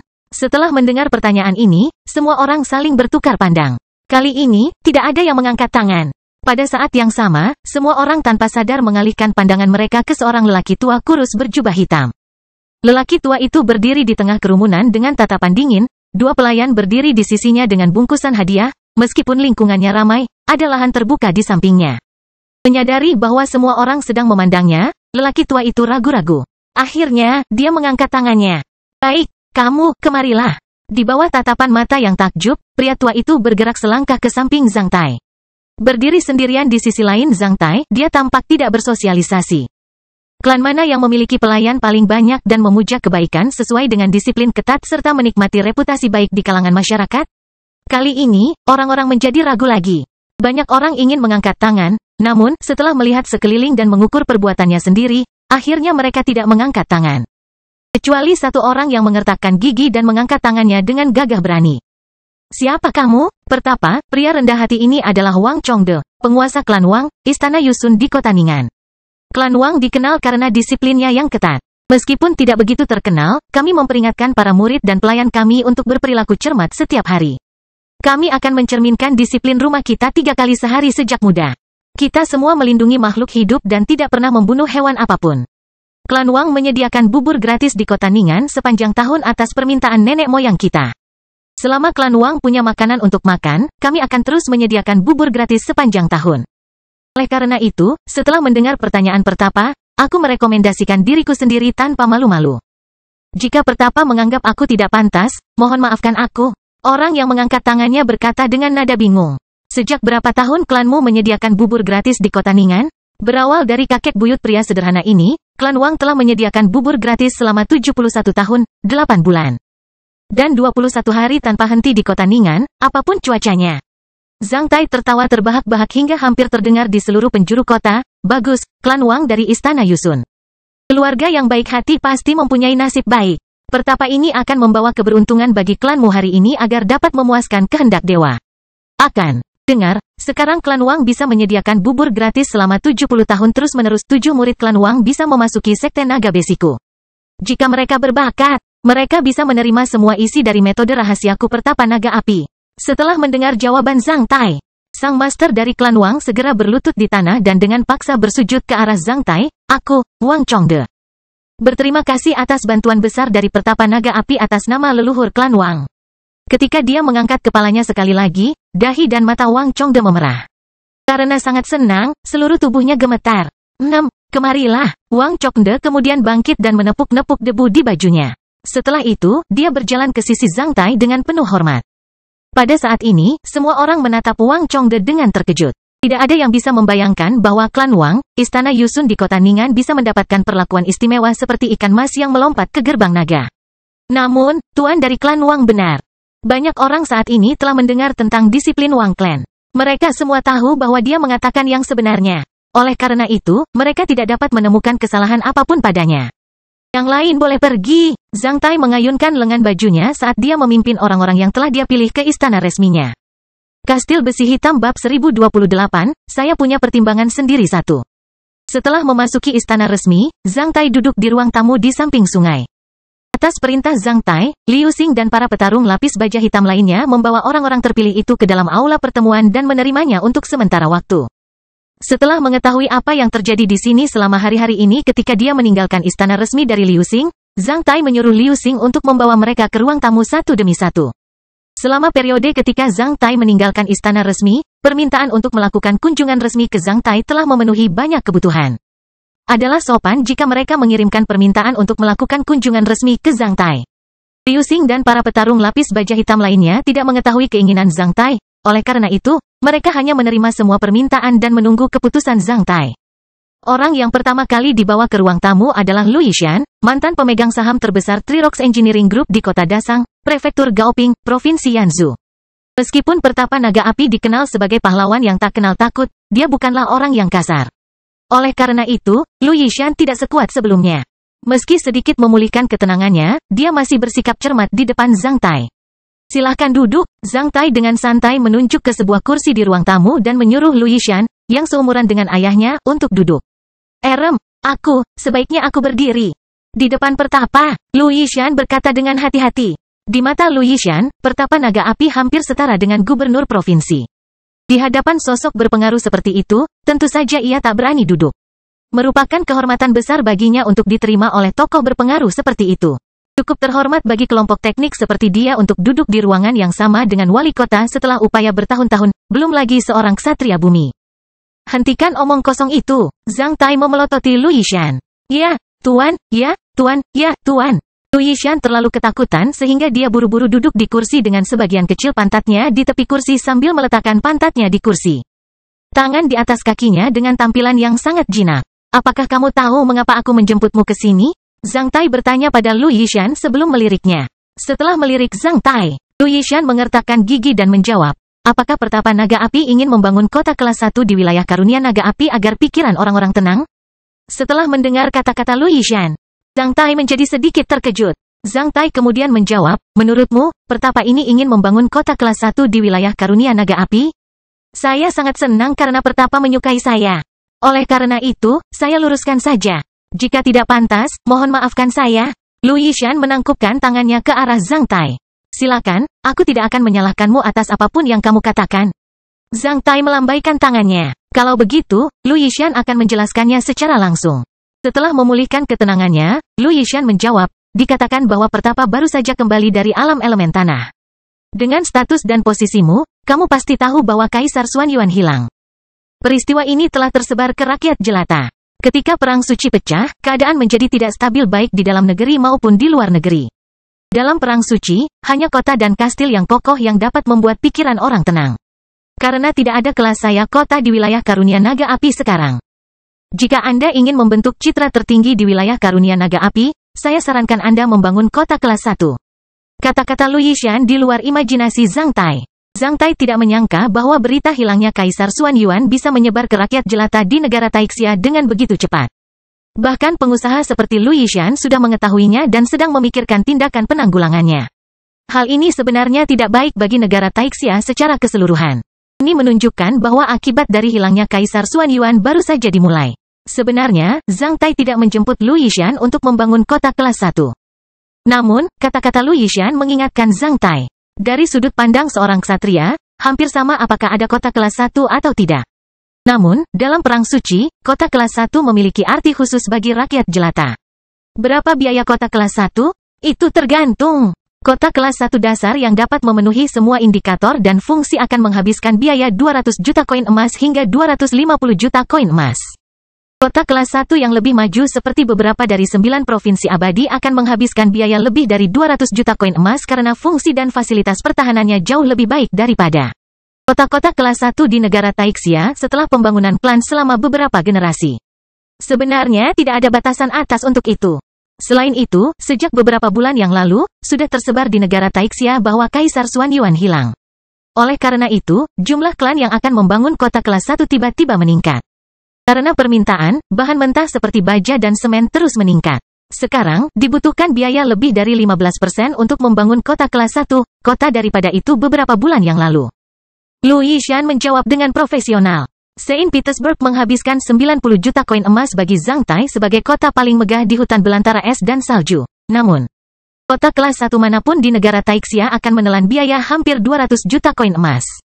Perbedaan yang sangat tajam. Sekarang jumlah klan yang akan membangun kota kelas 1 tiba-tiba meningkat. Bisakah kelompok teknik Three Rocks menerima perintah untuk membangun kota kelas 1 di Provinsi Yanzhou? Setelah mendengar pertanyaan Zhang Tai, wajah Lu Yishan langsung berubah menjadi malu. Pertapa, Pertapa, kau mungkin tidak mengetahuinya. Di negara Taixia, mereka yang bisa membangun kota kelas 1 semuanya adalah klan besar yang sesungguhnya. Kelas 1 kota-kota yang dibangun oleh klan-klan besar ini selalu berkaitan dengan rahasia-rahasia klan-klan tersebut, seperti pengaturan cara-cara tersembunyi dan senjata-senjata. Karena rahasia-rahasia ini sangat sensitif dan mungkin mudah terekspos ke publik jika mereka dikontrakkan kepada pihak luar, oleh karena itu. Kota-kota kelas 1 ini hanya dapat dibangun oleh kelompok teknik mereka sendiri. Kelompok teknik Three Rocks kami terutama bertanggung jawab untuk membangun proyek-proyek resmi.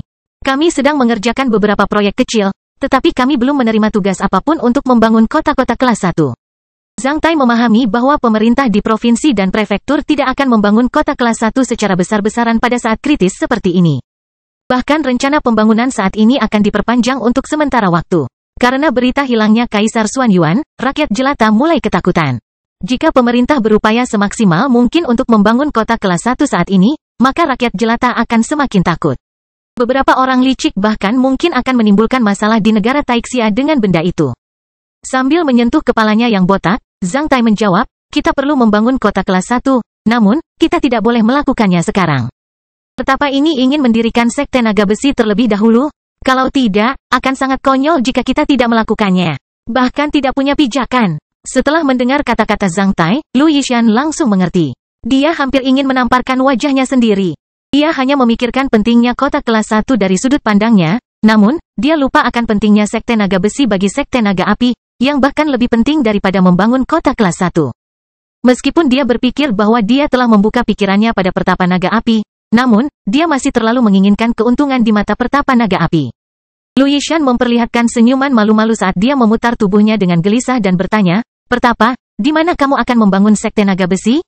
Setelah melihat-lihat beberapa hari ini, aku menemukan bahwa 18 puncak gunung Xuantian di pegunungan Yanghui sangat indah dan megah.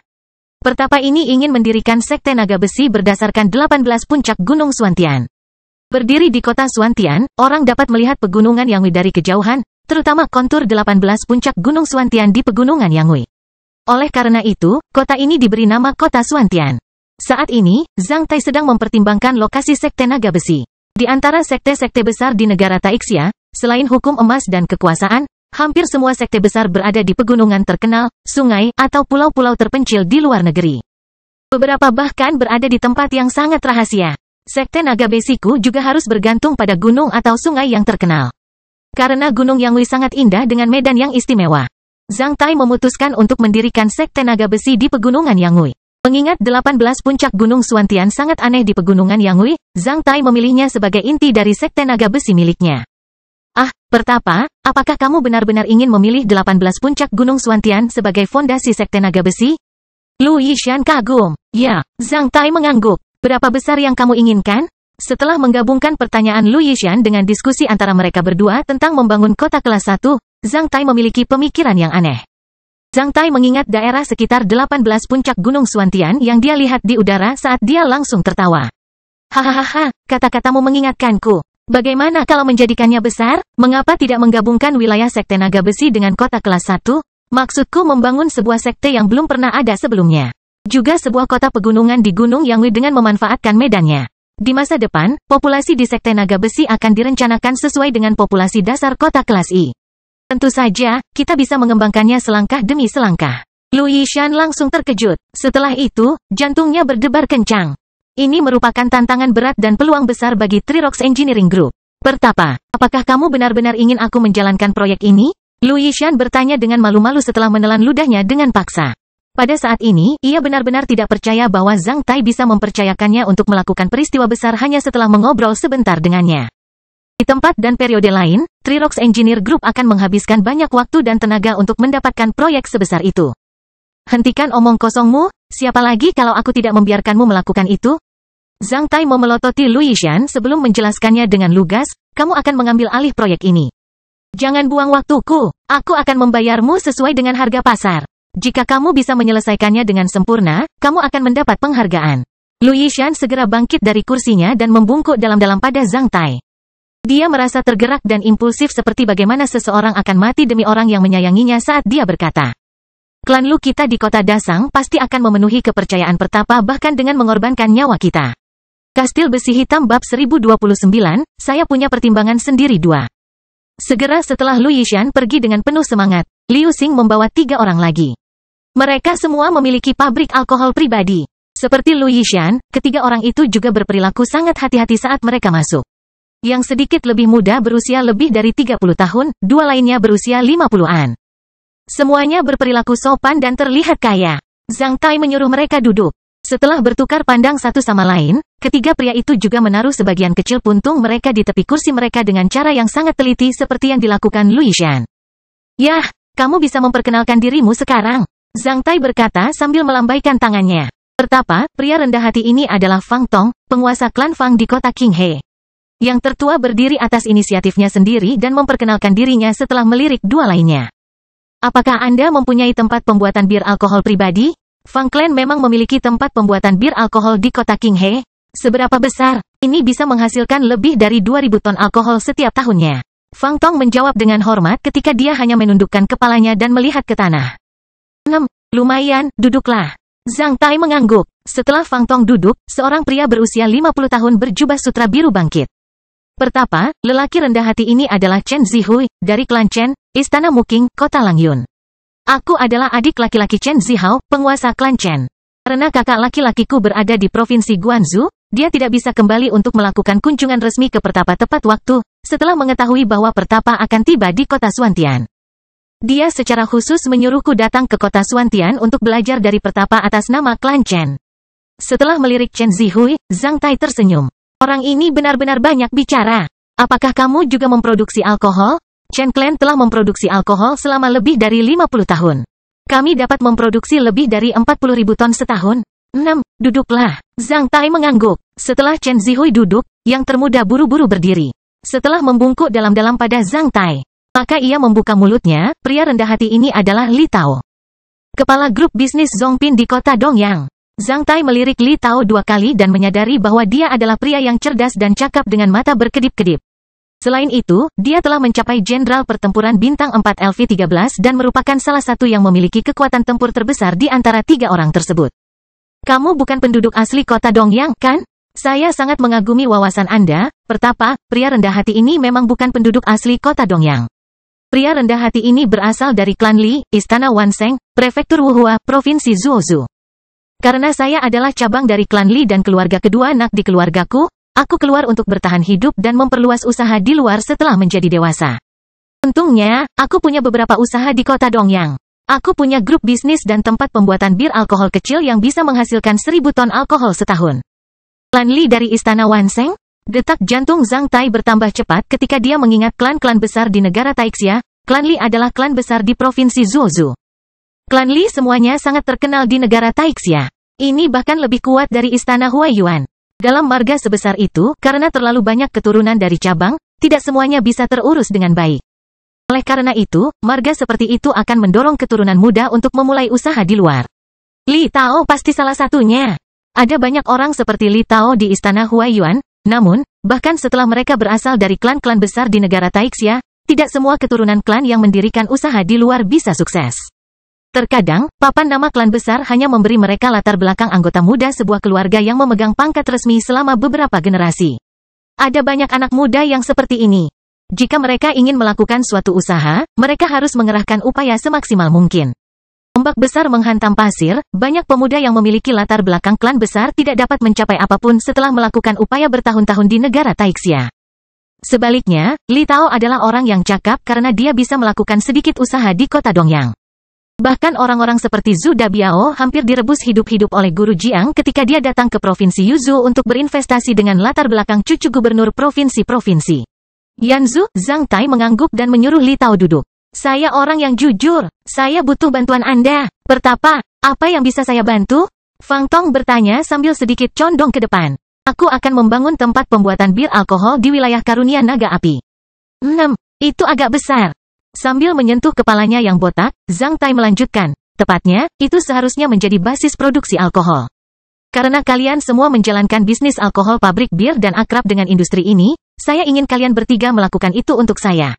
Berapa besar yang kamu inginkan? Pertapa, Chen Zihui bertanya karena dia sedikit terkejut dengan kata basis. Setidaknya 500.000 ton alkohol setahun? Zhang Tai menjawab dengan santai. Setelah mendengar sosok itu, Chen Zihui dan Fang Tong sangat terkejut hingga mereka hampir terpeleset dari kursi ketika mulut mereka hampir bisa menampung telur bebek. 500.000 ton. Fang Tong akan menganggapnya sebagai lelucon jika itu bukan dari mulut Zhang Tai. Saat ini, belum ada pabrik produksi alkohol yang mampu memproduksi lebih dari 100.000 ton alkohol per tahun di seluruh negara Taixia. Jika pabrik ini didirikan, itu pasti yang terbesar di negara Taixia. Namun, itu mungkin juga menjadi lelucon pada akhirnya. Apa? Kamu tidak bisa melakukannya? Zhang Tai tampak agak serius. Bisa, tapi, Fang Tong terdiam setelah melihat kedua orang lainnya. Teruskan. Jika demikian, orang yang rendah hati ini akan menjelaskannya. Jika Hermit ingin membangun basis produksi alkohol yang dapat menghasilkan 500.000 ton alkohol per tahun, kita tidak akan mempunyai masalah teknis karena teknologi dalam aspek ini sudah sangat maju. Namun, setelah itu basis produksi alkohol sudah mapan, itu mungkin tidak akan berjalan lancar. Fang Tong berkata sambil mengertakkan gigi. Apa yang kamu maksud dengan tidak berjalan mulus? Pertapa, kamu mungkin tidak tahu banyak tentang bisnis. Dalam industri, kita harus mempertimbangkan permintaan pasar. Tidak ada pasar yang begitu besar di wilayah Karunia Naga Api, yaitu Provinsi Tetangga Yuzhou, Provinsi Tongzhou, dan Provinsi Yanzhou. Sekarang, produksi alkohol kemampuan dan pasar di 3 provinsi sudah jenuh. Fluktuasi pasokan dan permintaan sangat kecil. Selain itu, keuntungan alkohol di 3 provinsi telah mencapai batas terendah. Ambil contoh tempat pembuatan bir alkohol Fang Clan, setelah dikurangi biaya penyusutan peralatan dan biaya tenaga kerja, keuntungan alkohol dari klan Fang hanya 4% tahun ini. Selain itu, selama jarak transportasi lebih dari 600 mil, keuntungan kami akan berkurang menjadi 0. Jika alkohol kami diangkut ke tempat lain akan menjadi sangat mahal ditambah biaya transportasi. Akibatnya tidak bisa menandingi alkohol yang diproduksi di tempat lain, kalaupun kita diskon, kita akan rugi juga. Semakin banyak kita memproduksi, semakin banyak pula kerugian yang kita alami. Sekalipun Anda mampu membelinya untuk saat ini, Anda tidak akan mampu membelinya selamanya. Oleh karena itu adalah hukum pasar. Fang Tong berhenti karena dia sudah menjelaskannya. Bukan masalah bagi mereka untuk memproduksi basis produksi alkohol yang dapat menghasilkan 500.000 ton alkohol per tahun. Masalahnya adalah alkohol sebanyak itu tidak dapat dikonsumsi di wilayah dalam jarak 600 mil dengan wilayah Karunia Naga Api sebagai pusatnya. Basis produksi seperti itu pasti akan mengalami kerugian, semakin banyak yang diproduksi, semakin banyak pula kerugiannya. Oleh karena itu, ketiga orang itu tidak menjanjikan Zhang Tai sekaligus. Berdasarkan status sosial Pertapa Naga Api, wajar jika dia tidak tahu banyak tentang bisnis. Tidak ada yang berani mengejeknya. Namun, ketiga orang itu memahaminya. Karena mereka adalah produsen alkohol dan telah berkecimpung dalam industri ini selama bertahun-tahun. Mereka harus mengetahui industri ini dengan jelas. Jika mereka merusak tugas yang diberikan oleh Pertapa Naga Api, mereka tidak akan menanggungnya. Itu bukan sebuah lelucon. Jika Pertapa Naga Api mengira ketiga orang itu sedang menipunya, mereka hanya bisa memenggal kepala mereka sendiri demi meminta maaf kepada Pertapa Naga Api. Setelah mendengar kata-kata Fang Tong, Zhang Tai tersenyum. Ketika ia tumbuh besar di sebuah keluarga yang berjualan beras dan selalu bekerja paruh waktu di toko kelontong ketika ia masih muda. Tentu saja Zhang Tai mengetahui hubungan antara harga komoditas dan kapasitas pasar. Tentu saja, orang-orang ini tidak mengetahui latar belakangnya. Setelah melihat-lihat wilayah Karunia Naga Api akhir-akhir ini, Zhang Tai melihat ladang jagung yang subur di alam liar seperti pada bulan Agustus. Karena jagung tahan kekeringan, tahan cacing, dan hasil panen tinggi, banyak tempat di bagian utara negara Taixia yang menanam jagung, khususnya di provinsi wilayah militer timur laut. Setelah pecahnya Perang Suci, karena tuntutan perang, banyak tempat mulai memperluas areal tanam jagung. Di seluruh Fire Dragon Bounty Territory, luas perkebunan jagung hampir mencapai 1 juta hektar. Berdasarkan perhitungan awal Zhang Tai, lebih dari 1 juta hektar lahan jagung dapat menghasilkan lebih dari 12 juta ton jerami jagung. Dengan standar bahwa setiap mulahan dapat menghasilkan 800 kg jerami jagung. Sebelumnya, sebagian besar jerami jagung ini dibakar oleh perajin lokal setelah panen musim panas, hanya beberapa bagian saja yang dapat digunakan sebagai bahan bakar di daerah pedesaan. Sebagian kecil jerami jagung segar juga dapat digunakan sebagai pakan ternak. Namun, secara umum, lebih dari 80 batang jerami jagung dibakar dan digunakan untuk menyuburkan lahan subur. 2 bulan kemudian, ketika musim gugur dimulai, asap hitam yang disebabkan oleh pembakaran jerami jagung akan terlihat di mana-mana di ladang wilayah Karunia Naga Api. Meski jerami jagung tidak berguna bagi orang lain, namun jerami itu berharga bagi saya. Karena tidak ada yang bisa membayangkan bahwa saya telah memperoleh varian terbaru dari ragi aura energi esensial. Saya dapat memproduksi alkohol berkekuatan tinggi hanya dengan jerami jagung. Kastil Besi Hitam Bab 1030, saya punya pertimbangan sendiri 3. Dengan jerami jagung sebagai bahan baku alkohol, harga alkohol dalam jumlah yang sama hanya 0,01 kali lipat dari harga alkohol lainnya. Rata-rata, hanya dengan 4 ton jerami jagung, saya dapat memproduksi 1 ton alkohol berkekuatan tinggi dan 2 ton lagi pul serat tanaman khusus. Pul serat tumbuhan khusus tersebut dapat digunakan untuk membuat kertas dan kertas karton. Selain itu, mereka bahkan dapat digunakan untuk membuat batang dan bola yang terbakar seperti batu bara sarang lebah setelah dicampur dengan batu bara bubuk dan abu batu bara. Akhirnya, setelah 4 ton jerami jagung selesai bereaksi secara kimia, selain alkohol dan ampas serat tanaman, saya bisa mendapatkan ratusan kek pupuk organik. Heller hanya memberi Zhang Tai alkohol paling berharga di Castle of Black Iron. Bahkan jika saya hanya dapat memanfaatkan setengah dari jerami jagung yang ditinggalkan di wilayah Karunia Naga Api setiap tahunnya, saya akan memperoleh lebih dari 1 juta ton alkohol berkekuatan tinggi. Lebih dari 2 juta ton pul serat tanaman khusus yang dapat digunakan sebagai bahan bakar atau dibuat menjadi papan kertas dan ratusan ribu pupuk organik berkekuatan tinggi setiap tahunnya. Bisnis yang sangat menguntungkan. Seluruh rangkaian rantai industri dapat dikembangkan sepenuhnya dengan berpusat pada jerami jagung. Alkohol berkekuatan tinggi yang murah tidak memiliki pasar yang bagus. Sekalipun digunakan untuk membuat bom pembakar, pasokannya pasti akan melebihi permintaan. Saya tidak perlu mengkhawatirkan volume penjualannya sama sekali, apalagi ini adalah energi bersih yang sangat efektif. Dibandingkan dengan anak benua Y, alkohol dapat digunakan di lebih banyak industri di negara Taixia, belum lagi para penggunanya. Misalnya, jumlah mobil yang dikendarai dengan alkohol di jalan raya di negara Taixia jelas melebihi jumlah di anak benua Y. Sebagai alkohol dengan nilai bahan bakar yang lebih tinggi. Bahkan jika saya menambahkannya ke dalam alkohol biasa dengan tepat, energi panas dan nilai bahan bakar dari alkohol biasa akan meningkat pesat. Dengan campuran alkohol sebagai bahan bakarnya, mobil dengan mesin pembakaran eksternal akan memiliki performa yang lebih baik dan dapat berlari lebih jauh dengan biaya bahan bakar yang lebih sedikit. Itu tak ternilai harganya, apalagi saya bisa mengembangkan mesin tentatif. Mengenai pool serat tanaman, baik digunakan untuk membuat kertas atau bahan mudah terbakar, akan memiliki keuntungan besar dalam hal biaya. Itu selalu menguntungkan. Kalau pupuk organik, bisa diambil sebagai keuntungan tambahan. Dengan ragi aura energi esensial yang bermutasi, aku bisa mencapai posisi tertinggi di negara Taixia sekali lagi. Namun, aku tidak perlu menjelaskannya pada Fang Tong dan dua orang lainnya. Saya hanya membutuhkan mereka untuk mengikuti perintah saya dan menyelesaikan tugas untuk saya. Varian terbaru dari ragi aura energi esensial memungkinkan Zhang Tai memahami hukum lain. Jangan pernah remehkan masalah atau kehidupan sepele apapun. Karena nilai-nilai dari hal-hal sepele atau kehidupan mungkin hanya bisa dinilai oleh penciptanya. Hal-hal sepele atau kehidupan inilah yang terus-menerus membawanya ke alam yang lebih tinggi, seperti cacing tanah, ikan sisik pasir, dan ragi. Anda tidak perlu mengkhawatirkan volume penjualan alkohol. Anda hanya perlu membangun basis produksi alkohol sesuai permintaan saya. Selain itu, saya akan membuat beberapa modifikasi pada proses fermentasi produksi alkohol, kata Zhang Tai sambil langsung mengeluarkan gambar reaktor alkohol yang dirancang oleh Edward, Aziz dan Agan dari Castle of Black Iron. Untuk beradaptasi dengan fermentasi jerami jagung, reaktor baru ini berbeda dari reaktor pada umumnya pada saluran masuk dan saluran keluarnya. Reaktor baru ini memiliki 3 outlet dengan bentuk berbeda di 3 lokasi, yang masing-masing berhubungan dengan alkohol, pool serat tanaman, dan pupuk organik. Ketika Fang Tong dan Chen Zihui merasa bingung dengan permintaan Zhang Tai, Li Tao yang dari tadi diam, langsung berdiri dan berjanji pada Zhang Tai. Orang yang rendah hati ini pasti akan memenuhi kepercayaanmu dan menyelesaikan tugas pertapa secepat mungkin dengan bantuanmu. Kualitas terbaik. Zhang Tai melirik Li Tao sambil berpikir dalam hati, pemuda yang meninggalkan klan utamanya untuk membangun usahanya sendiri benar-benar lebih giat daripada yang lain. Fang Tong dan Chen Zihui mungkin masih memikirkan cara membujukku, namun, Li Tao sudah menonjol. Pria ini lebih tegas dan giat, dan itulah yang sangat saya butuhkan saat ini. Adapun dua orang lainnya, karena sekarang mereka telah melewatkan kesempatan bagus. Mereka hanya bisa menyalahkan diri mereka sendiri atas hal itu. Mari kita buat alamat tetangga basis produksi alkohol di prefektur Gaoping di Provinsi Yanzhou dalam wilayah Karunia Naga Api. Saya hanya punya satu permintaan, berikan ruang untuk renovasi dan perluasan di dekat pangkalan. Karena Provinsi Yanzhou adalah pusat wilayah militer Timur Laut, dengan Komandan Cheng di belakangnya.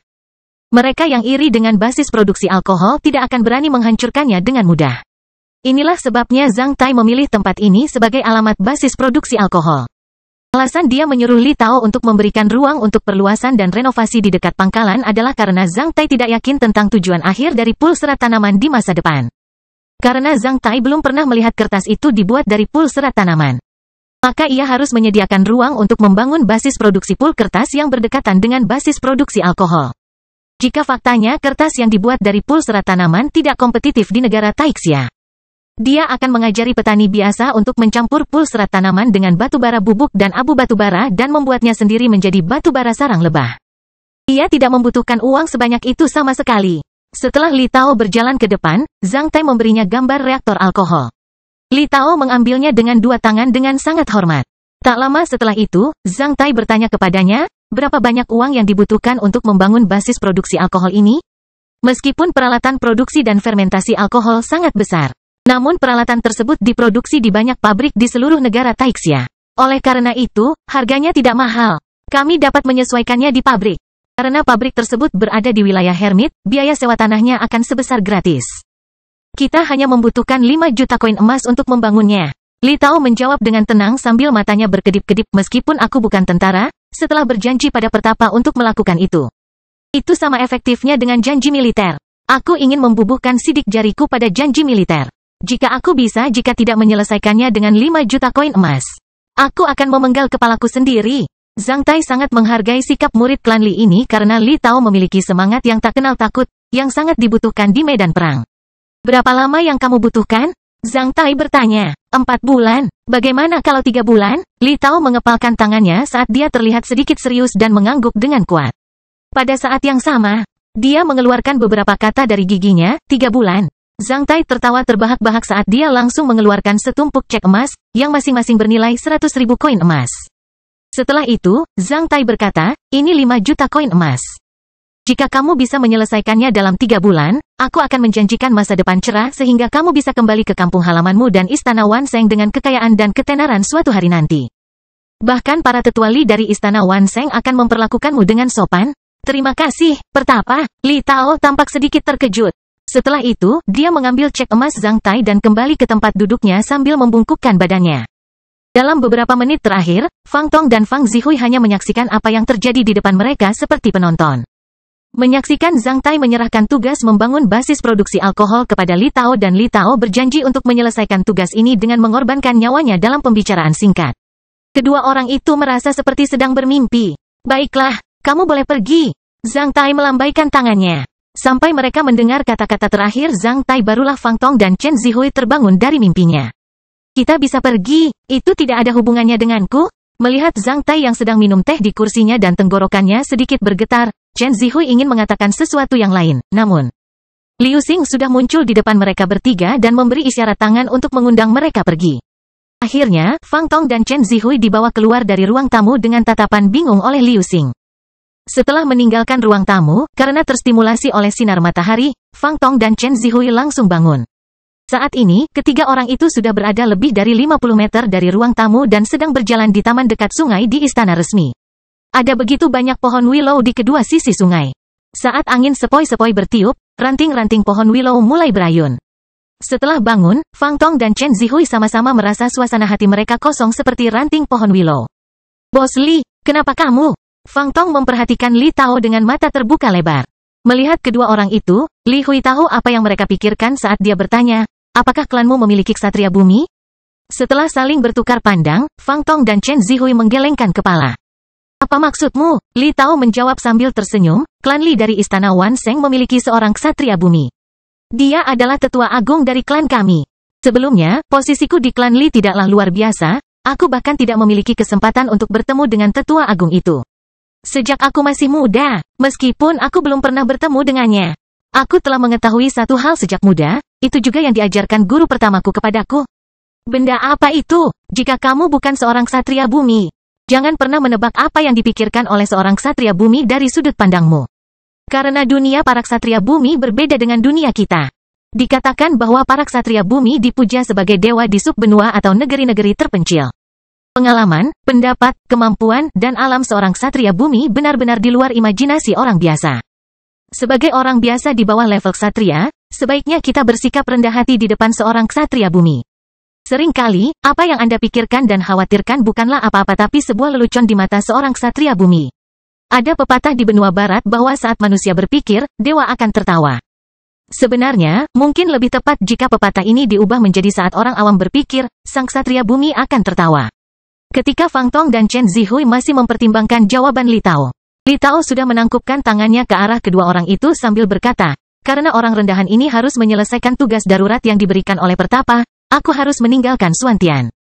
Kota sekarang. Sampai jumpa. Setelah mengatakan itu, Li Tao sudah melangkah pergi, meninggalkan Fang Tong dan Chen Zihui yang berdiri diam di sana dengan tatapan bingung. Di ruang tamu, meski jauh, Zhang Tai telah mendengar semua kata-kata yang diucapkan Li Tao kepada dua orang lainnya. Zhang Tai menghela nafas dalam hati, sungguh klan Li. Meski hanya seorang murid cabang, tenggelam dalam latar belakang klan sejak muda, bakatnya benar-benar tidak dapat ditandingi oleh rakyat jelata. Selama masih ada kesempatan, dia akan bisa menangkapnya. Ini menyiratkan latar belakang mendalam dari klan-klan besar. Klan-klan yang tidak memiliki ksatria bumi tidak akan pernah tahu tentang alam dan dunia ksatria bumi. Rakyat jelata tidak perlu khawatir tentang apa yang dilakukan oleh seorang ksatria bumi. Jika tidak memiliki pertimbangan sendiri, bagaimana seorang ksatria bumi bisa mengambil keputusan penting? Ketika Fang Tong dan Chen Zihui masih berdiri dengan tatapan bingung, kelompok ketiga telah melewati mereka dan berjalan menuju ruang tamu tempat mereka baru saja pergi. Beberapa orang yang akrab bahkan memuji mereka dalam perjalanan, namun, mereka mendapati bahwa Fang Tong dan Chen Zihui kecewa dan linglung.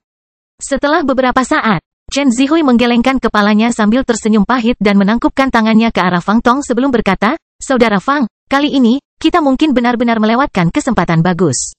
Saat kakak laki-lakiku kembali, aku bahkan tidak tahu bagaimana menjelaskannya kepadanya. Pemuda itu benar-benar dihormati, sayangnya, sampai jumpa.